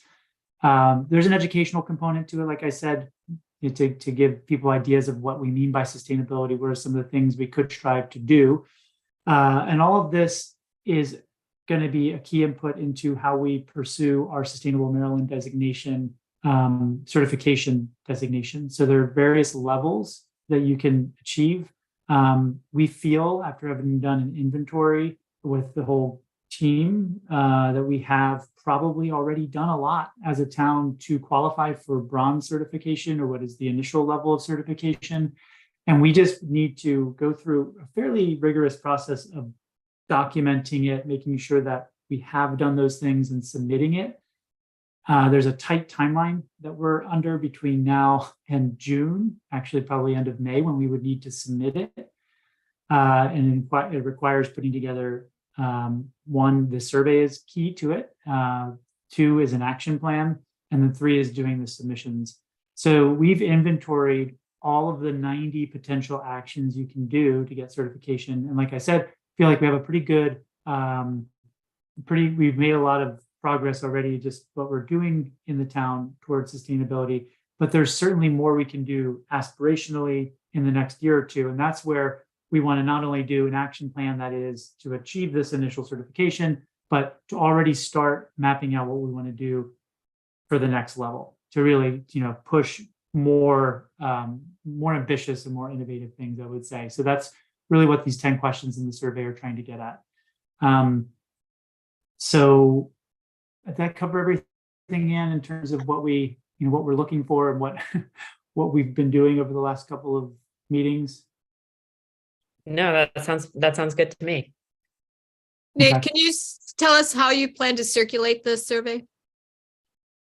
Yeah, so the plan is to do it via electronic survey on SurveyMonkey, and also to make it available in hard copy to hand out to the businesses and also apartments in case people aren't on the listserv. Those are the two means. We only have 2 weeks to do it. It is not at all intended or expected to be a full representative sample. It's meant to gather input from residents on what interests them. Would they like to attend a gardening class? Would they be interested in potentially doing a rainscapes program and putting in a rain garden, bioretention on their property? Are they interested in understanding what their energy use is by doing greenhouse gas audit? Would they like the town to pursue renewable energy on Town Hall or in its vehicle fleet? Those sorts of things will give an indication of which actions we want to put in the plan to start to pursue. Okay. And since our e-blasts go out beyond our borders, you do want to keep it within the town, is that correct? We want to keep it within the town because it's very focused on, how we want to use our resources, our budget, our, your tax dollars to pursue sustainability. So that's why we've focused the representation membership of the Sustainable Kensington on residents, because it is focused on the town. And one way that we know that there's just some mechanical issues with how we send it out, and knowing the listserv goes to people beyond the town. We have a question in there about which it's meant to be confidential, or at least trying to be anonymous. There's a question on there on what street you live, work, or have a business, to try to make sure that it's still, generally the town residents or business owners or workers. Okay. Matt, do you think a postcard with SurveyMonkey would be a good idea? I don't know what is the percentage on our e-blast notification of actual town residents? We don't have it broken down that specific, but Alex and I talked about this last week when Ann and Nate brought it to our attention, and we think using the SurveyMonkey with the added street address, we could narrow this down pretty easily. And if there's a few that get through, it's not, it benefits everyone within the Kensington community, so we're not concerned on our end. Okay, sounds good. Okay. If you're done, I can ask the council, or if you want to continue. Do you have anything else, Nate? I'm done, Ann. I don't know if you have anything else now. No. Okay. Connor or Darren, you have any questions? No, I do not. Okay. Nope. Thanks, Nate, for the rundown and for the work. Does anybody in the audience have a question? I'm not seeing any hands. Oh, I'm sorry, Joe. Okay. Yeah, Joe, thank go you. ahead. Thanks, Nate. Interesting survey. I'm just wondering if you could explain a little more clearly what the rush is. I mean, why are you trying to get this done so quickly? Because we have 2 weeks we have a timeline for submitting, and this is a requirement for the Sustainable Kensington designation that has to make it into an action plan that needs to be drafted based on results of the survey. So we have a agreed timeline amongst the group where we basically have till the end of March to collect our survey results in order to stay on track for submitting. It's not an easy it's not an easy task of just submitting to get the designation. And actually, Alex, I think, has spent a lot of time sifting through what we have to, working with our Sustainable Kensington teammates and identifying what we have to do to document it. We have people who have done an entire inventory of each of the actions. So we just need to be able to understand which ones we want to prioritize or need to prioritize in terms of the long-term ones we want to put in there for now, and keep with the timeline. Otherwise, we will miss this submission date, which only happens once a year. And the results are going to be used to do what then? To prioritize objectives for Sustainable Kensington? Is that essentially it, or what? Yeah, it's going to help to guide where we focus the attention of our team members for pursuing action. So this plan, the action plan that we have, will have a kind of like a short-term part of it where we're implementing, where we're documenting and submitting for Sustainable Kensington designation at the bronze level. Things we've already done. We just need to tie up some loose ends. We might need to publish an article. We might need to have to do a small event or something to to that extent. But really gathering the documentation. Then there's a whole other set of things that we could do that we just want input from our residents on where they see us moving in terms of sustainability. If we only have a certain amount of resources, do we want to put it into building a community garden, or do we want to make an insect hotel available? I mean, these are examples of some of the actions that you can do. Or do we want to put solar on the town building on Town Hall? So just to kind of get some feedback on where we want to say we're going to head over the next couple of years in this action plan for these medium to longer term things we want to pursue. Great, thank you. What sort of response rate is going to be acceptable, will allow you to take the results of this survey and say, yeah, we have ample support of the townspeople to move ahead on this topic or that subject? Yeah, I mean, we don't, like I said, we're not at all indicating or pretending that it's going to be a representative sample. So there's no statistically significant number that I could give you. If we get 5 responses, I think it'll be pretty, we'll have a good indication that we don't have a good understanding of where the town wants to go. But, if we have 100 responses, I'd feel more comfortable. But when it comes down to it, Sustainable Kensington team is tasked with doing this, and we're seeking input because it's something that we want to get. I can't give you a number. I don't know, Anne, if you have a number. We did discuss a specific number for feeling comfortable, but we know that you, with the work with the pedestrian and bike safety working group, got an excellent response to that survey. That was broader than the town. Yeah. But that gives us some hope that we would have a decent response. And also I would note that we've got the business community working with us to do some outreach, as well as the committee members. And we'll speak specifically, I think, with the apartment building managers as well, to try to make sure we get a good outreach that way. And then, of course, there are additional opportunities for input from the public as we develop the action plan and bring it forward to the council. It will be on the agenda and will be open for discussion.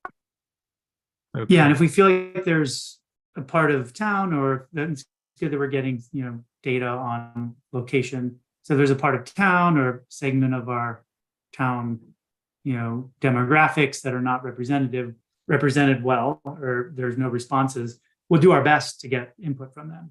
But again, we're up against a pretty tight timeline, so we'll do our best. Okay, just 2 more questions for you. I know you said you want to confine this to Kensington residents or people who work in the town. Is that correct? Or businesses. Right. And businesses. Does the response offered in 1F, question 1F, which is none of the above, doesn't that allow for non-Kensington businesses or residents to respond to the survey? Is that a bit of a loophole?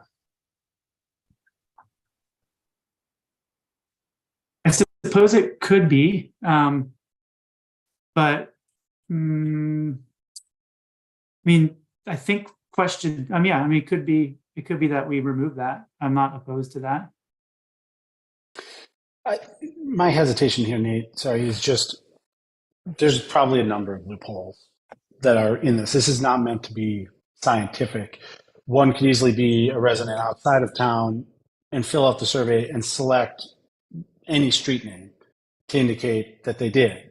You know, I think what we're just trying to do is solicit as much feedback as we can get to help us identify and prioritize, but also to do it within the time frame so that we can apply for designation this cycle.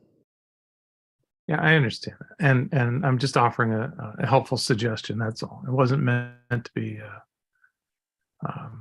anything beyond that. Finally, Nate, just a question. Are some of the questions worded in a way that you know what the response is going to be? I'm thinking like number 6. Wait, was that a question that was worded in a way that you knew what the response was going to be, Joe? Number 6. The answer Number to 6. your question must be yes. Okay, which one? For example, I'm just just offering some helpful suggestions here that, if you're inclined to take them, that's fine. If not, that's all right too. But should the town of Kensington promote renewable energy adoption and energy efficiency among residents and businesses? I mean, who's going to say no to that? I mean, just really realistically, that might be a question among others that you know what the response is going to be when you put the question out. Yeah, maybe. I mean, but this is about using our resources. Do people feel like we should use resources to promote those things? That's, I guess, the question for all of these. Do we want to prioritize these? I mean, I suppose we could, if we were really trying to get into the nitty gritty, we could limit their responses to a couple. They would only be able to pick a handful of them and have a limited number of choices. But, we just want to get a sense if we're going to pursue doing a full energy audit for town hall, potentially, doing a study on how to put solar on town hall, that there is, there's support beyond the team members who are very passionate about these issues and why they expressed interest in being part of the team in the first place. So I'm okay. I'm personally okay keeping that, because I think if, we got some that were no, we don't, then I think we'd want to think twice about doing that. But I do see your point around I see your point on that, but I also see your point, and I'll take your point to the first question on the none of the above. I think that we can remove that. Great, thanks. I hope this is a successful survey. We can't say that about all the recent surveys in town, but hope this one works well. Thank you. Thank you. All right. Okay. Anything else? Good. So let's just do a quick run through. If you have anything that was not on the agenda regarding the numbers, if you want to report on. Connor, do you want to go first? Sorry, Tracy. I'm sorry. Did you have something No, else? I just wanted to make sure we got approval to not approval, Oh, but for the everyone's survey? cool with us sending it Sorry. out. Yeah. Okay. With the one question, that option removed. I'm fine with removing what Joe was suggesting. Okay. Council, you're good with the survey as is with the one amendment? Okay. All right. Good. Thank you. All right. Connor, do you want to add anything in the report? The only one I would add, it was brought to us by one of our businesses, is that Baby Cat Brewing they have always seen the last several months as their kind of soft start, and they are really looking at their kind of grand opening coming up here in March, and they will coincide with St. Patrick's Day, and so they are going to be having a St. Patrick's Day festivity. The St. Patrick's Day this year happens to be a Friday, March 17th. It is a ticketed event. The Tickets will be through the website Eventbrite. And so if you go to Eventbrite, and honestly, if you just Google Baby Cat Brewing St. Patrick's Day, you should find it. I found it. Tickets go on sale beginning February 16th. So I just want to make people aware that event will be occurring. Okay, great. Thank you. I think they should be advertising that pretty soon. He said about a month out, so it should be.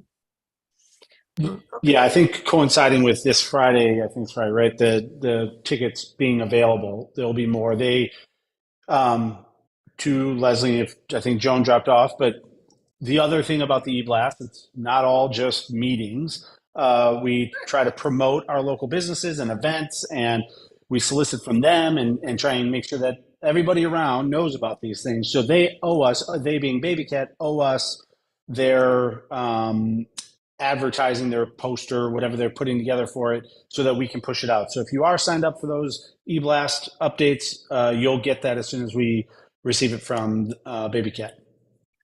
Yeah, it was on their They had the Instagram, I know. they have they did. Instagram. It was on it today. Yeah. Well, then my hope is we should be seeing it tomorrow. What were you going to say, Darren? Oh, I was kidding. I said, let's not tell Joan about Baby Cat. I think it's too late. It's already out. I think they've done their fact finding on that. Yeah, one. they and this event will. I think it's a pretty long event. I mean, I think it starts like in the afternoon and goes till 9 o'clock at night. Right. It they anticipate beginning at 3 p.m.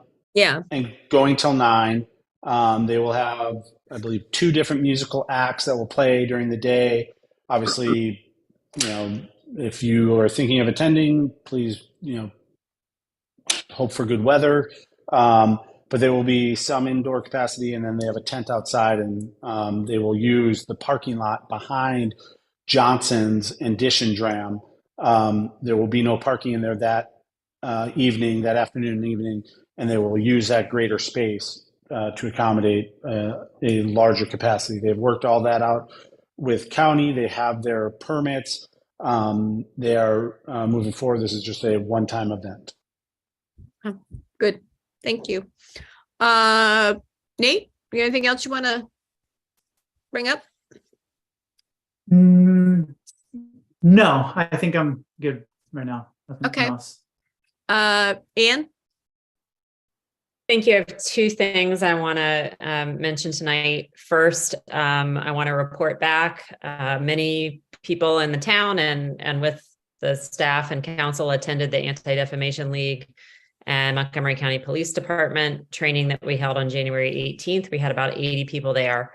It was a very informative training and discussion.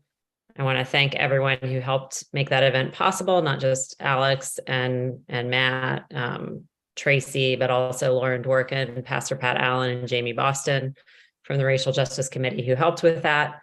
Unfortunately, the anti-Semitic and other racist incidents have continued in the county, and I know will be a continued area of focus for both the Racial Justice Committee and our work with the Maryland Municipal League chapter.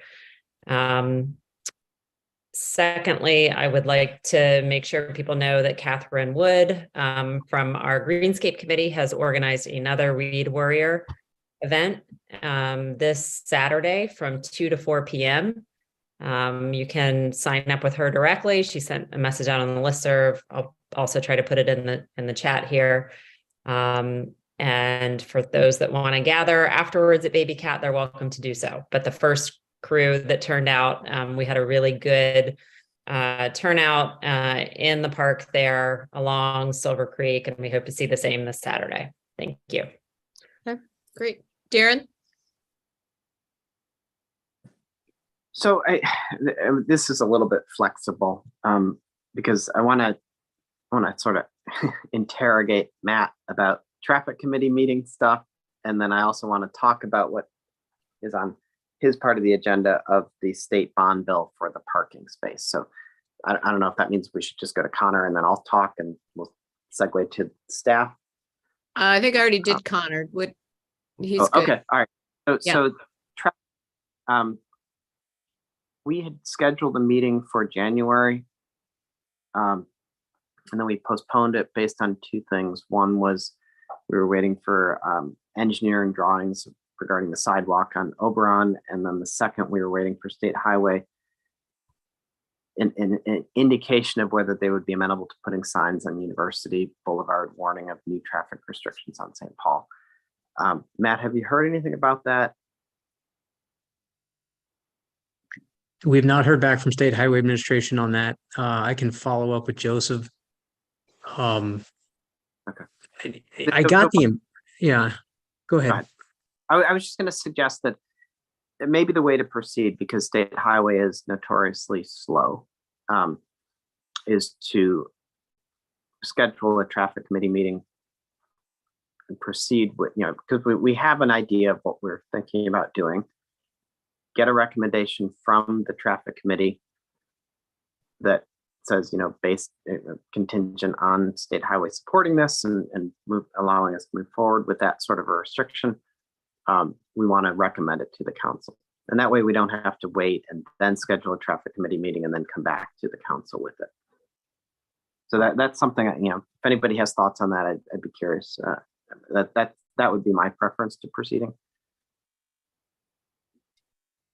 That's fine, because we'll be moving the signs, so we'll want the traffic committee to make a recommendation on that before we bring it back to the full council. And this was actually at the recommendation of MCDOT to move the signs and to put a no left turn on westbound University to prevent vehicles from turning south on St. Paul between 6 a.m. and 9:30 a.m. in the morning. So let's go ahead and get a traffic committee meeting back on the calendar. And then the second, I'm going to steal your thunder a little bit from your number one about the state bond bill. I was going to defer to you anyway, so go. I'll take it. And Leslie's here, and I know she wants to get back to things in Kensington Estates. One of the things that is, because that every project we hear, traffic, parking, and schools, and the somewhat unique opportunity that we have with the flats is, well, let me make a contrast. Knowles Manor, Silver Creek, the apartment building across the street, took advantage of every discount for parking spaces available to them. So first there was a discount for it being an affordable building. And then there was a discount for it being a senior building. And so what they ended up with are, I think of an inadequate number of park spaces for what's there. Now it satisfied the county regulations and it was approved, and I think it's by and large been a success. One of the opportunities of the flats building is excess parking. Now, part of the reason they need excess parking is because the building next door, Wine and Company, and that building has been overly successful, and they have excess parking needs. But the other reason we need the excess parking is that as you go up Summit Avenue, there are a number, I don't even know what all the businesses are named, but Red Ginger, for example, they're all fairly small parcels that are individually and separately owned. And so they are unlikely to be able to redevelop without shared parking in the vicinity.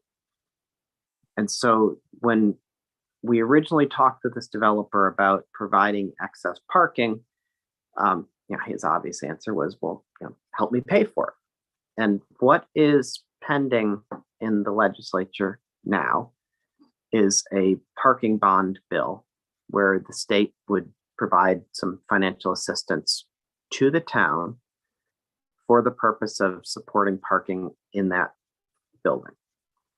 The advantage of providing it to the town is that we would have a say on how those spaces would be allocated. Should they be metered or should they not? There are arguments on both sides. If you meter the parking, if you restrict it to 2 hours, you encourage turnover. And so what you would not want somebody to come in and park for 8 hours or 24 hours and go, live at Silver Creek and use that as their parking for free. So there are arguments to be made for either way, but the point is we get a seat at the table by having that money to contribute towards the excess parking at that site. So the reason I'm bringing it to the council is that we will be required to provide some, I think we're going to be required to provide some sort of substantiation for this bond by, I think it's March 7th. Pretty sure it's March 7th, which is before our next town council meeting. So I guess what I'm looking for from the council is support for this bond. And we call it a bond, but it's money that would not have to be repaid. And then just sort of authorization for Matt and town staff to submit the additional documentation that might be needed to support this request for money. So questions or anything?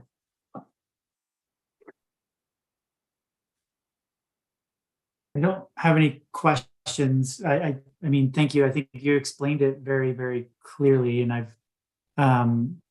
guess the one point is just to, between the getting the documentation or whatever needs to be supported to get the bond, it sounds like it's money that we could definitely use for this purpose. But between that and then how we negotiate the spots, will there be another opportunity for us to provide input on what we would want to negotiate, or how does the negotiation work?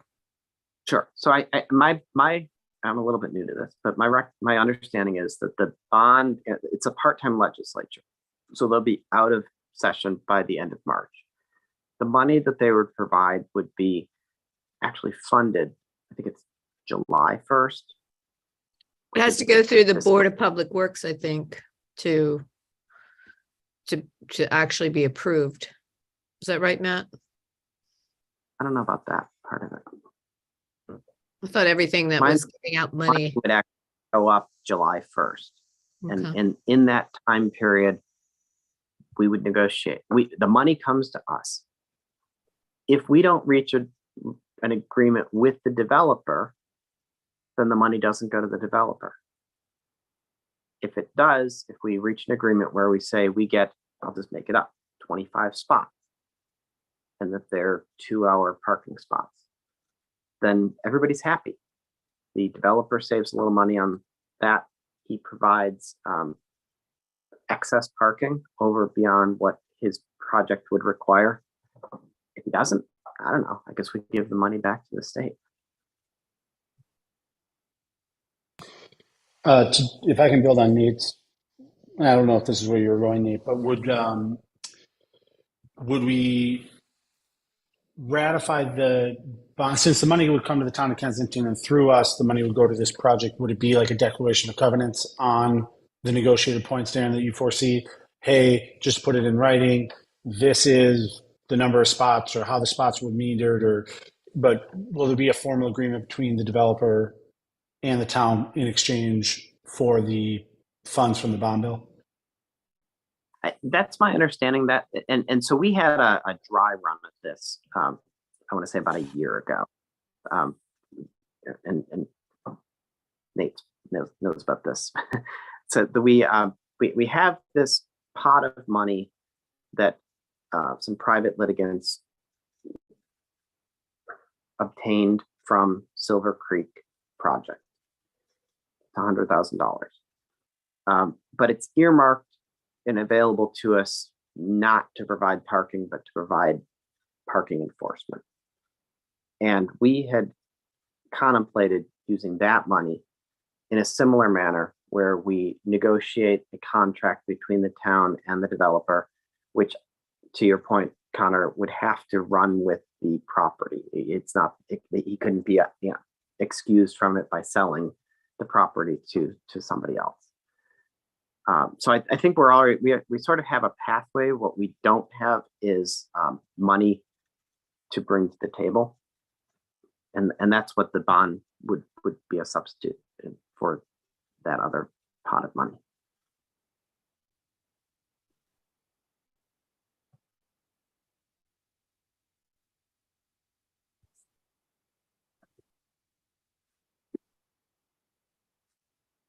So thank you. I think it's a great idea. I think we should move it forward. Okay. Any other questions or support? I support moving forward too. Okay. I'm also in support. I'm trying to do some quick research on it. I don't see that it needs to go to the Board of Public Works. Okay. Darren, yes, there's a hard March 7th deadline for submissions, because from there it goes to a Senate Budget and Taxation Committee meeting, a House Appropriations Committee meeting, where these are joint hearings on these bond initiatives. Then a late March, early April timeframe for each of the chambers to vote on those bond bills and amend them into the capital budget bill. And then the chambers vote on the final capital budget bill in mid-April. And then the effective date for the capital budget bill is June 1st. So thus why there's a necessity to have this in March, no later than March 7th. Okay. I do have a question in the audience, so let me take that. Leslie Maxim. My question is there just a general idea of what amount that bond would be for? Just even a ballpark?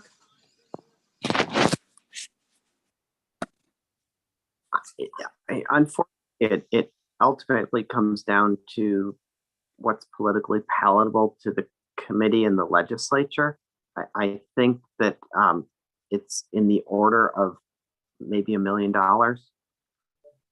which I believe is about half of the actual cost of the spots. But again, I don't know if they will fund it all or fund a portion of it. There are a lot of bond requests, and Matt's going to talk about another one when we finally let him talk. So, and did you say that money would be tied only to that development? For instance, if we couldn't work something out with the developer, could we acquire one of those businesses down the street and use it for parking, or acquire another nearby area that we could use it for parking, or would the bond only be for that particular property? I don't think they're transferable, excuse me. I don't think it's transferable. I don't think it's given in general terms. I think it's given in terms of, because this project was approved with excess parking, and the basis for the bond is to fund the excess parking in this location. We know we have other places in town where there's a shortage of parking. Down Howard Avenue, if you get a proposal to redevelop some of those, you're going to run into the same parking issues. But my understanding is that this bond request is for money for this set of parking spaces in this building.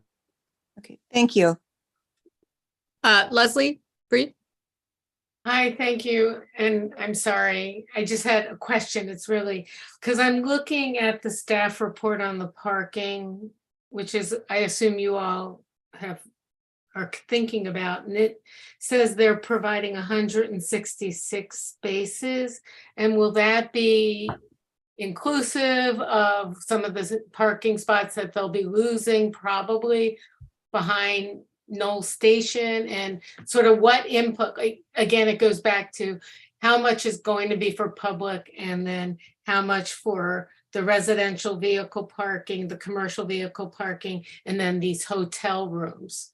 So it's just something to think about when you're moving forward with the bond and what input you can have, because I think it would be beneficial.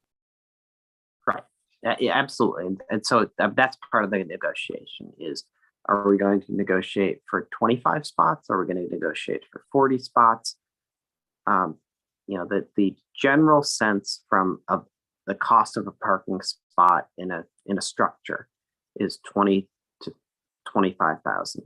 Now that was probably pre-inflation, but and so we we sort of have to think about what we could reasonably ask for.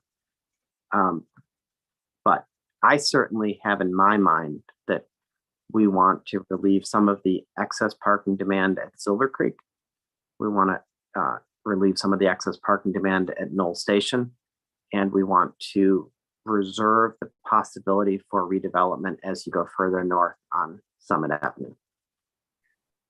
I don't know what that number.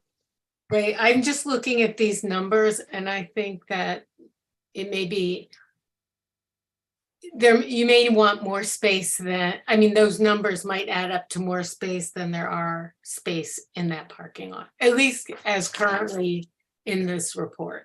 That's all I'm saying.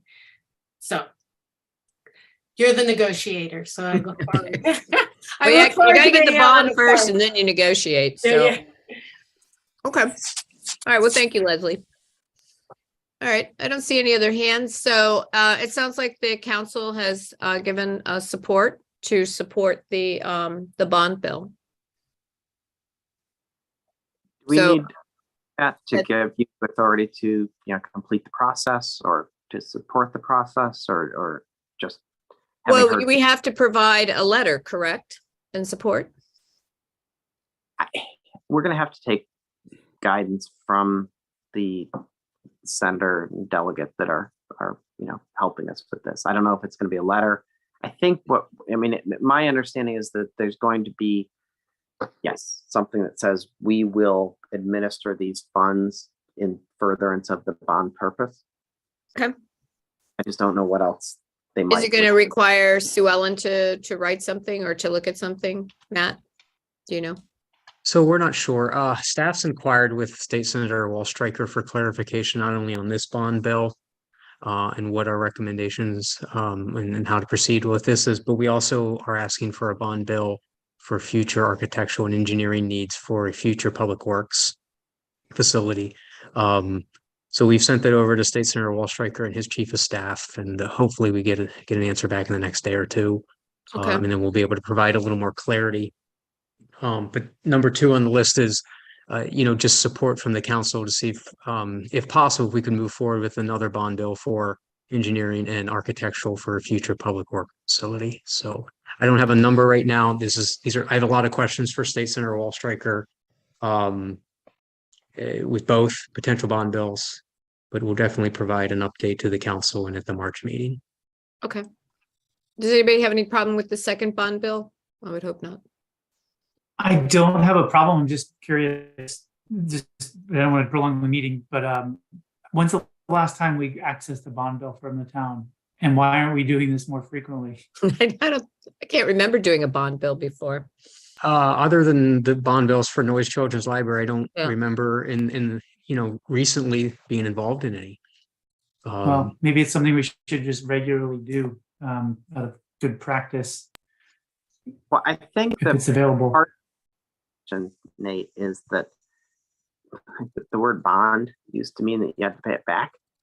Yeah, no. And it wasn't necessarily, we were in a fairly good financial shape to not have to borrow money and then pay it back. And because of the pandemic and because of the evolving, the way these things are administered, it's not required to be paid back. So certainly, I think this is something we want to focus on in the future because other people are, and I think that a lot of the requests that we make have, very legitimate public-minded purposes. Yeah, I agree. Okay. My one question from Matt. Matt, do you require any official action from us on this? I don't think so. I just want you to know I'm doing it. It's public. Well, So if we end up with 2 bonds.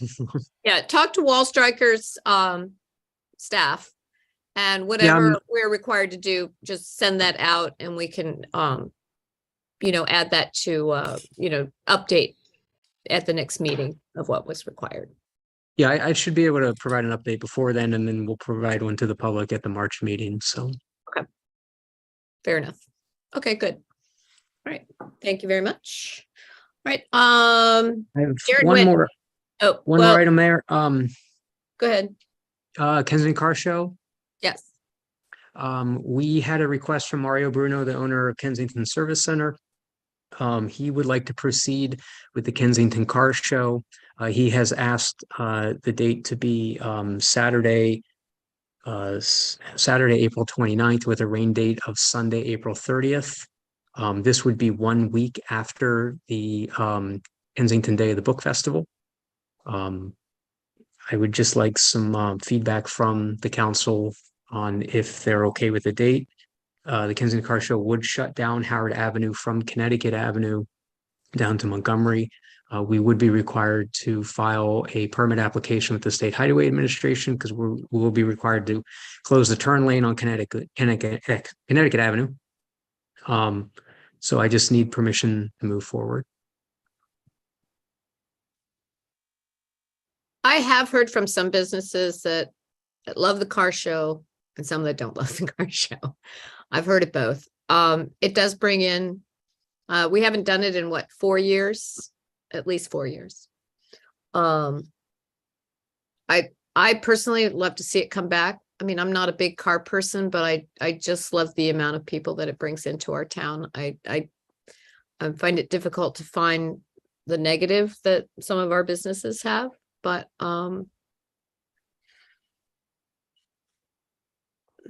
that would be, I mean, I'd like to support it. Matt, my question I'm just trying to remember, I was looking at the calendar and remember that there's an issue with the calendar at the moment, but the date for the Day of the Book, when you say it's 1 week after, is the Day of the Book the 22nd? No, the 3rd, it's Sunday. It's a Sunday. And then the car show would be the following Saturday, which is 6 days later. Mm-hmm. The rain date would be the 30th for the car show. We would have to move the farmers market to the north side metropolitan parking lot because the farmers market hours are 9 a.m. to 1 p.m. The car show will start, they'll have staff closing down streets probably around 6:30, 7 a.m. and they'll probably run to about 3 in the afternoon. And we did do this one time before where we moved the farmers market to the north side. Because of the car show? Yeah, because they use the parking lot for food trucks and. Oh, great. Forgot. And the vendors just wouldn't be able to get out in the middle of the car show. Right.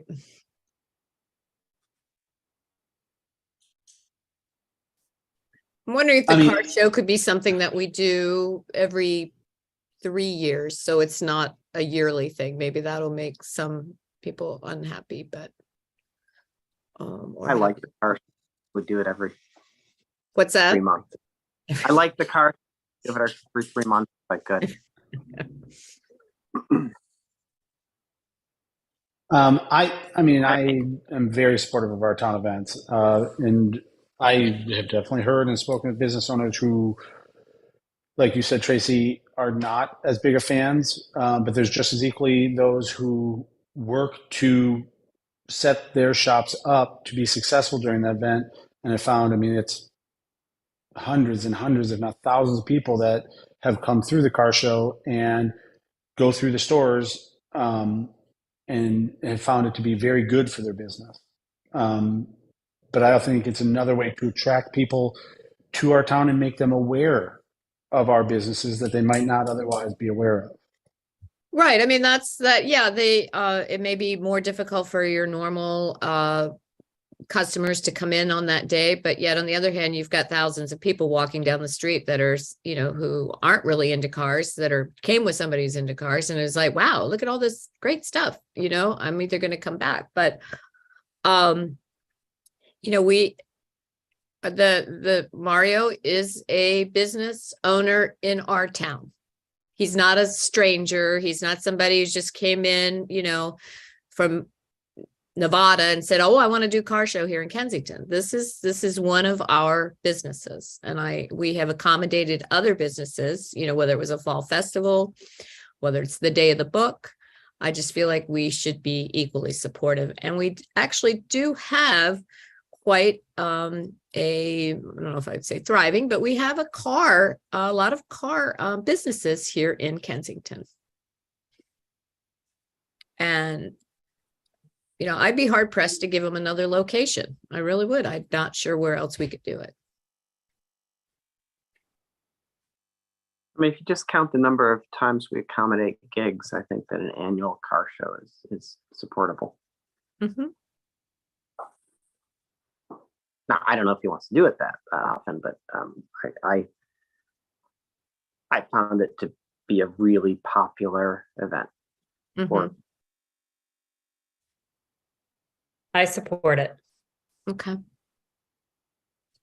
Nate? Yeah, I think everyone supports it. Okay. Yeah. All right. So let's put it for the 29th with the 30th as the backup date for rain. Thank you, council. Okay, good. All right. So let's see. I didn't get a chance because Darren dropped down into the town manager and staff stuff. So I was going to say a couple little things under my report. Most of them are reminder Right. dates. And council, I'll just send you, it's not as long as the one I gave you before, but there are some dates that are coming up, particularly in March, we have the MML meeting with the county council. So I'm hoping if you're available that evening that you'll be able to come. Also, the Girl Scout event that I attended last Friday, it's actually not going to be this Friday, so you guys are off the hook. I talked to Tara, she wants to do it after they've picked their project. And then so more than likely it's April 3rd, but I'll confirm that with her and I'll just CC you on an email to her. And so they're just looking for some support for the girls and she loves the fact that they're going for their bronze project and we're going for our bronze certification. So it just seems to really, she just loves that. So the kids were lovely. And I haven't attended a Girl Scout meeting in a long time. I did do a Daisy thing, but not older girls. So it was actually very nice. So I'll let you know about that one, but nobody's on the hook for this Friday. So we're good. Also, I was in Margaret Goldsborough's. I stopped by to make sure she knew about the car show. And there was a man there buying something. And he said to the fellow on the other side, because Margaret actually, she just had her hip replaced. So she's recovering from that. And he goes, "This is such a lovely town." And I was like, I couldn't help but say, yes, it is. So he was just raving about how great he lives in Woodside and he loves coming to the town of Kensington to do his shopping. And he goes to our post office now because he's afraid to put his mail in mailboxes. So he comes to our post office. So he's in town a lot now. So it was just really cool, though, to have a visitor in town just make that comment to the gentleman who was holding down the fort for Margaret. And it was just really, it was funny, but it was great. Okay, so I will send you those dates. And did I send everybody or just Anne the link for MMC's? Because they had Marcus Jones, the recording. Did I send everybody that? If you get a chance, listen to it. It was very good. Because he does talk about the statistics and some other issues that are going on with the police. So if you get a chance, please listen in on that. And Monique did a really nice job doing that. Darren and I attended and it was very good. Okay, so let's go down to ordinance, resolutions and regulations. Matt? Sure. Council, before you is resolution number R-03-2023, a resolution of the Kensington Town Council confirming appointments made by the mayor to the Town Ethics Commission. Following the passing of Jack Gaffey, we are required to make a replacement to the Ethics Commission, and Dave Bodette has also asked to step away. So Deborah Eckert will be replacing Jack Gaffey. I'm sorry, Dave Bodette for the remainder of his term, and then we will be reappointing him beginning April 1st through 2025. And Mike McCurry will be replacing the remainder of Jack Gaffey's term, which will run through April 1st, 2024. Okay, I had a little freeze I think on my end. Did you say Tina was going, she'll be chair, correct? Tina will remain on the committee and she will be the acting chair, yes. Okay, great. Okay. I sent this out to the council earlier, and I didn't hear from anyone that they had any concerns or questions about the people that we're appointing. So does anybody in the audience have any questions regarding the appointing to the Ethics Committee? Okay, not seeing any hands. So can we get a motion on the resolution?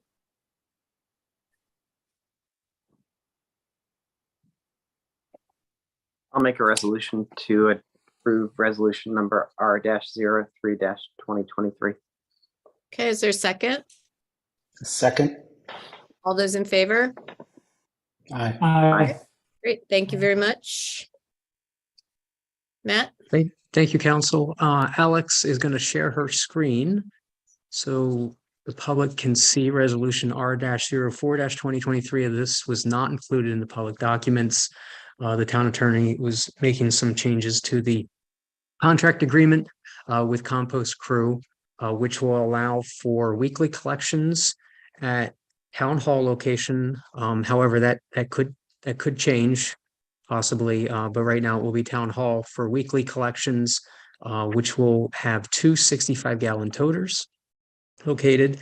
There is a fee to the town. In addition to that, there is a quarterly clean out of the toters by Compost Crew. If you have any questions, please let me know. Okay.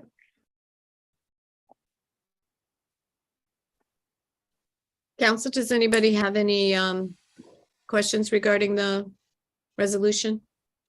No questions. Obviously, I'm going to be very supportive of this, as Nate and I have been working on this for a little while. The idea is to try and find a location within town for those who have too small of a compost to warrant their own separate subscription, or just desire to be able to participate but do not want to subscribe to home-based composting.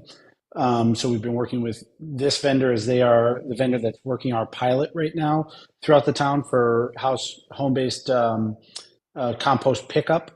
And what I like is the town crew has built a shelter. We've worked to make sure that any such site that we set up is easy to access, easy to store, protects the scraps from raccoons, squirrels, any other type of vermin.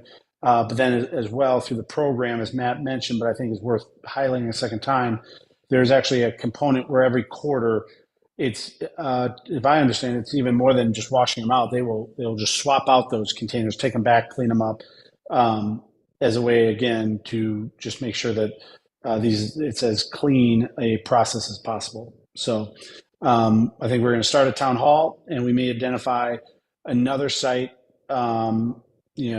centrally located within the town, easily accessible, that people frequent often in the future. But I'm very supportive of it.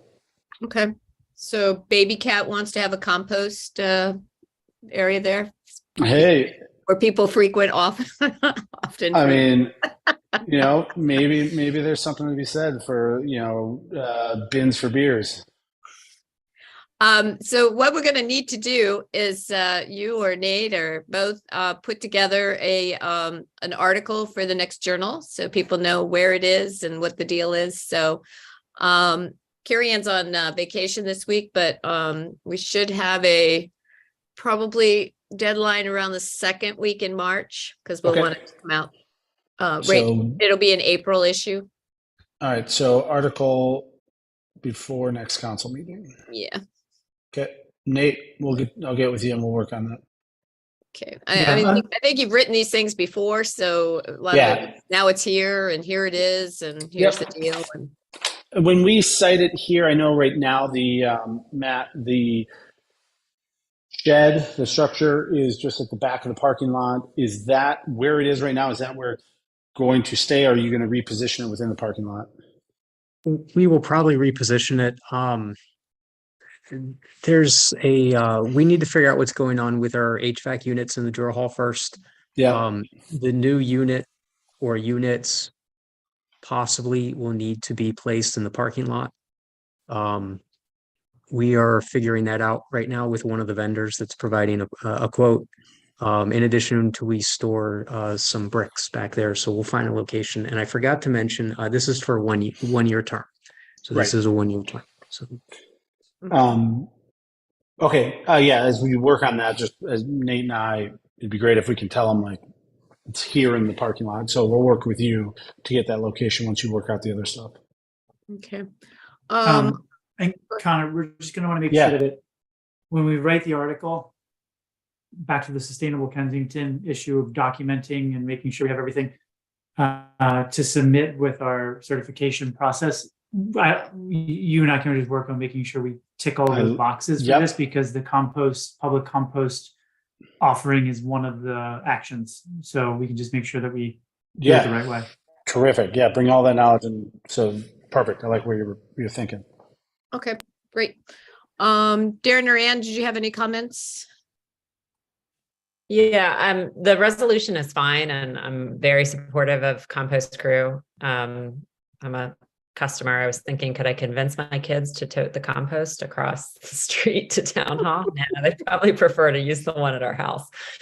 But one question I had, and this is something that we can discuss, more in depth later, is whether they're going to be monitoring and sharing sort of the usage and, I guess, weighing, what's coming out, so we can keep track of how people are participating. And then down the road, I know there's been some talk about how we engage restaurants with food waste composting. And Nate, we can talk about this. Maybe that's something that we could enlist Sustainable Kensington team members to help with, and maybe going and talking to some of our restaurant managers about what would make it possible for them to participate.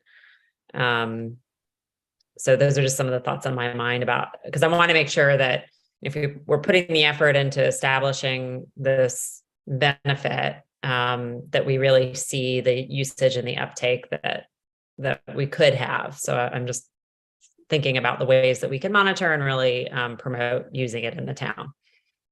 Yeah, to that, if in that agreement, you'll see one of the things that was asked for, but it's somewhat standard in their municipal practice, is reports.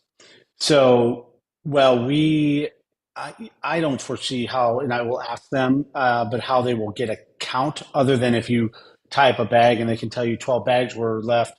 But that's not even that important. What is important is the pound or tonnage. And so when they take the cans, they weigh that material. And so we will get reports on usage based on the material, which is the more important metric than, one person could dump 80 pounds of stuff. One person could dump 8 ounces of stuff.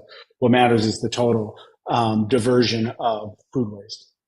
And they take like pizza boxes, right? That have, they want things Yes. that have food Yes, contamination. and we'll make sure there's a great list that we've used before from them in previous articles that, we'll work with Carrie Ann on space for the March, April Town Journal. But it's a very easy graphic that says, here's what's compostable, here's what's not. But one of those education things was pizza boxes. If your pizza box is all used and greasy, it's compostable. It's not recyclable. And that's actually a misnomer. A lot of people think, I recycle pizza boxes. You actually can't. They end up getting diverted from recycling to garbage. But they are fully compostable. And we set ours out on Fridays when the home-based pickup comes by, and they love them. They take them away. No, that's great. I mean, I know the Brookwood girls, they get pizza on Fridays, and, like 15 boxes of pizza go right into the dumpster. Yep. And it could instead go into the recycling or the composting. Correct. Because they can't put it in with the cardboard because it's contaminated.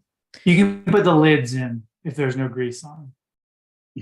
Yeah, that requires you to tear them apart. Well, if you look at them, they're terrible. They usually Okay, I'm lucky to get them to the dumpster. But I'm not going to sit there. I'm just saying, I you know. technically can if they don't have grease. You can recycle, but better to compost it. Right. To add to that, Connor made me think that might need to add a page to the town website, so that people, if they have to go digging for information about the compost offering, they don't Actually, that's a great idea. We could put that under a header. Once we can basically take your article and then make a page or a link. So that would be good.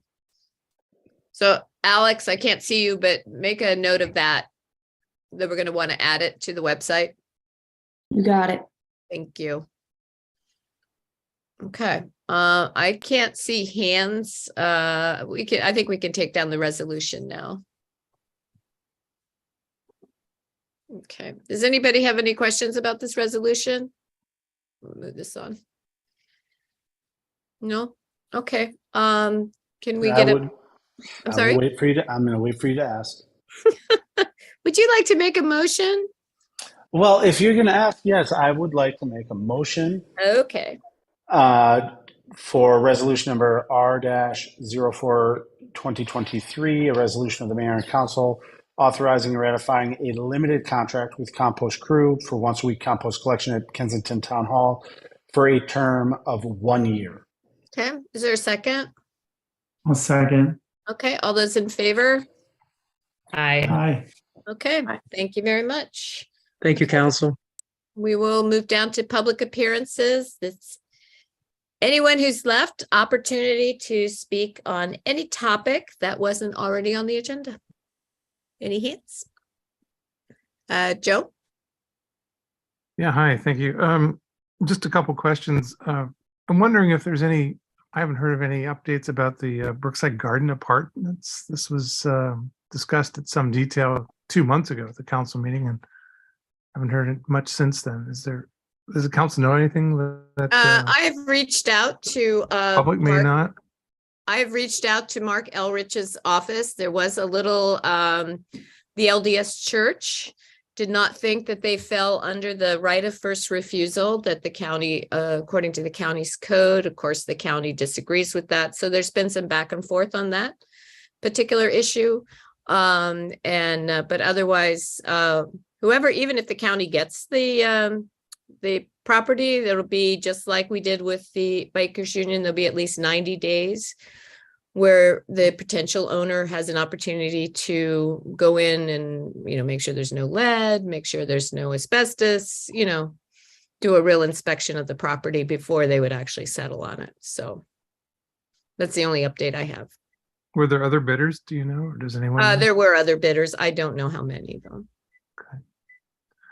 And the other question is, I just wonder if the town manager has any updates on the south side bridge repair projects that have been sort of periodically discussed, and just wonder where we stand on that. The request for informations are due by the potential bidders by Friday. And then the bids are due the following Friday, and we should be awarding a contractor March 13th at the town council meeting. Good, thanks. Okay, thank you. Any other questions? I don't see any other hands. Okay. Council, just so you're aware, I am going to the Maryland Mayors Association meeting in Annapolis Wednesday evening, and I will be back on Friday at some point. So I am available by phone, but Connor, you can be there. I'm here. Are you I there? got it. Matt, let's sign some checks.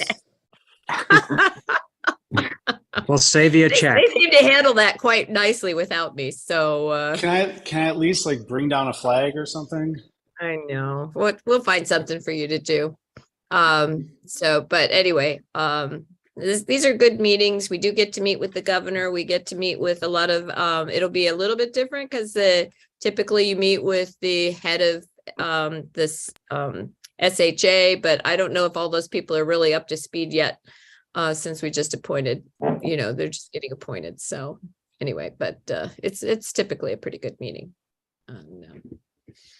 So, okay. If there's nothing else that we're going to discuss. Tracy, while you are there yes. and meeting with the governor, will you make sure to invite him to our Labor Day parade? I will. Absolutely. Of course. Yeah. He's always welcome to Kensington. And on that note, as long as you're handing out invitations, Jamie Boston convened the first Juneteenth planning meeting. Oh, okay. And Sue Gander recommended that we invite Governor Moore So you can mention, I believe it's going to be Saturday, June 17th. 17th. Okay. Great. Okay. Are we doing a rain date for that? Would it be? We had some discussion about it. I'm not positive we settled on either Sunday, which is Father's Day, or Monday, which is the actual federal holiday. Okay. Well, don't forget you have to come to the council to waive the alcohol if you're planning on doing that. So Yes. I won't make it as formal if you need a request for electricity from my house. I've now installed an outlet right at my front door, and you can just walk up and plug in. Perfect. Nice. Okay. All right. Well, I need a motion to adjourn. I move to adjourn.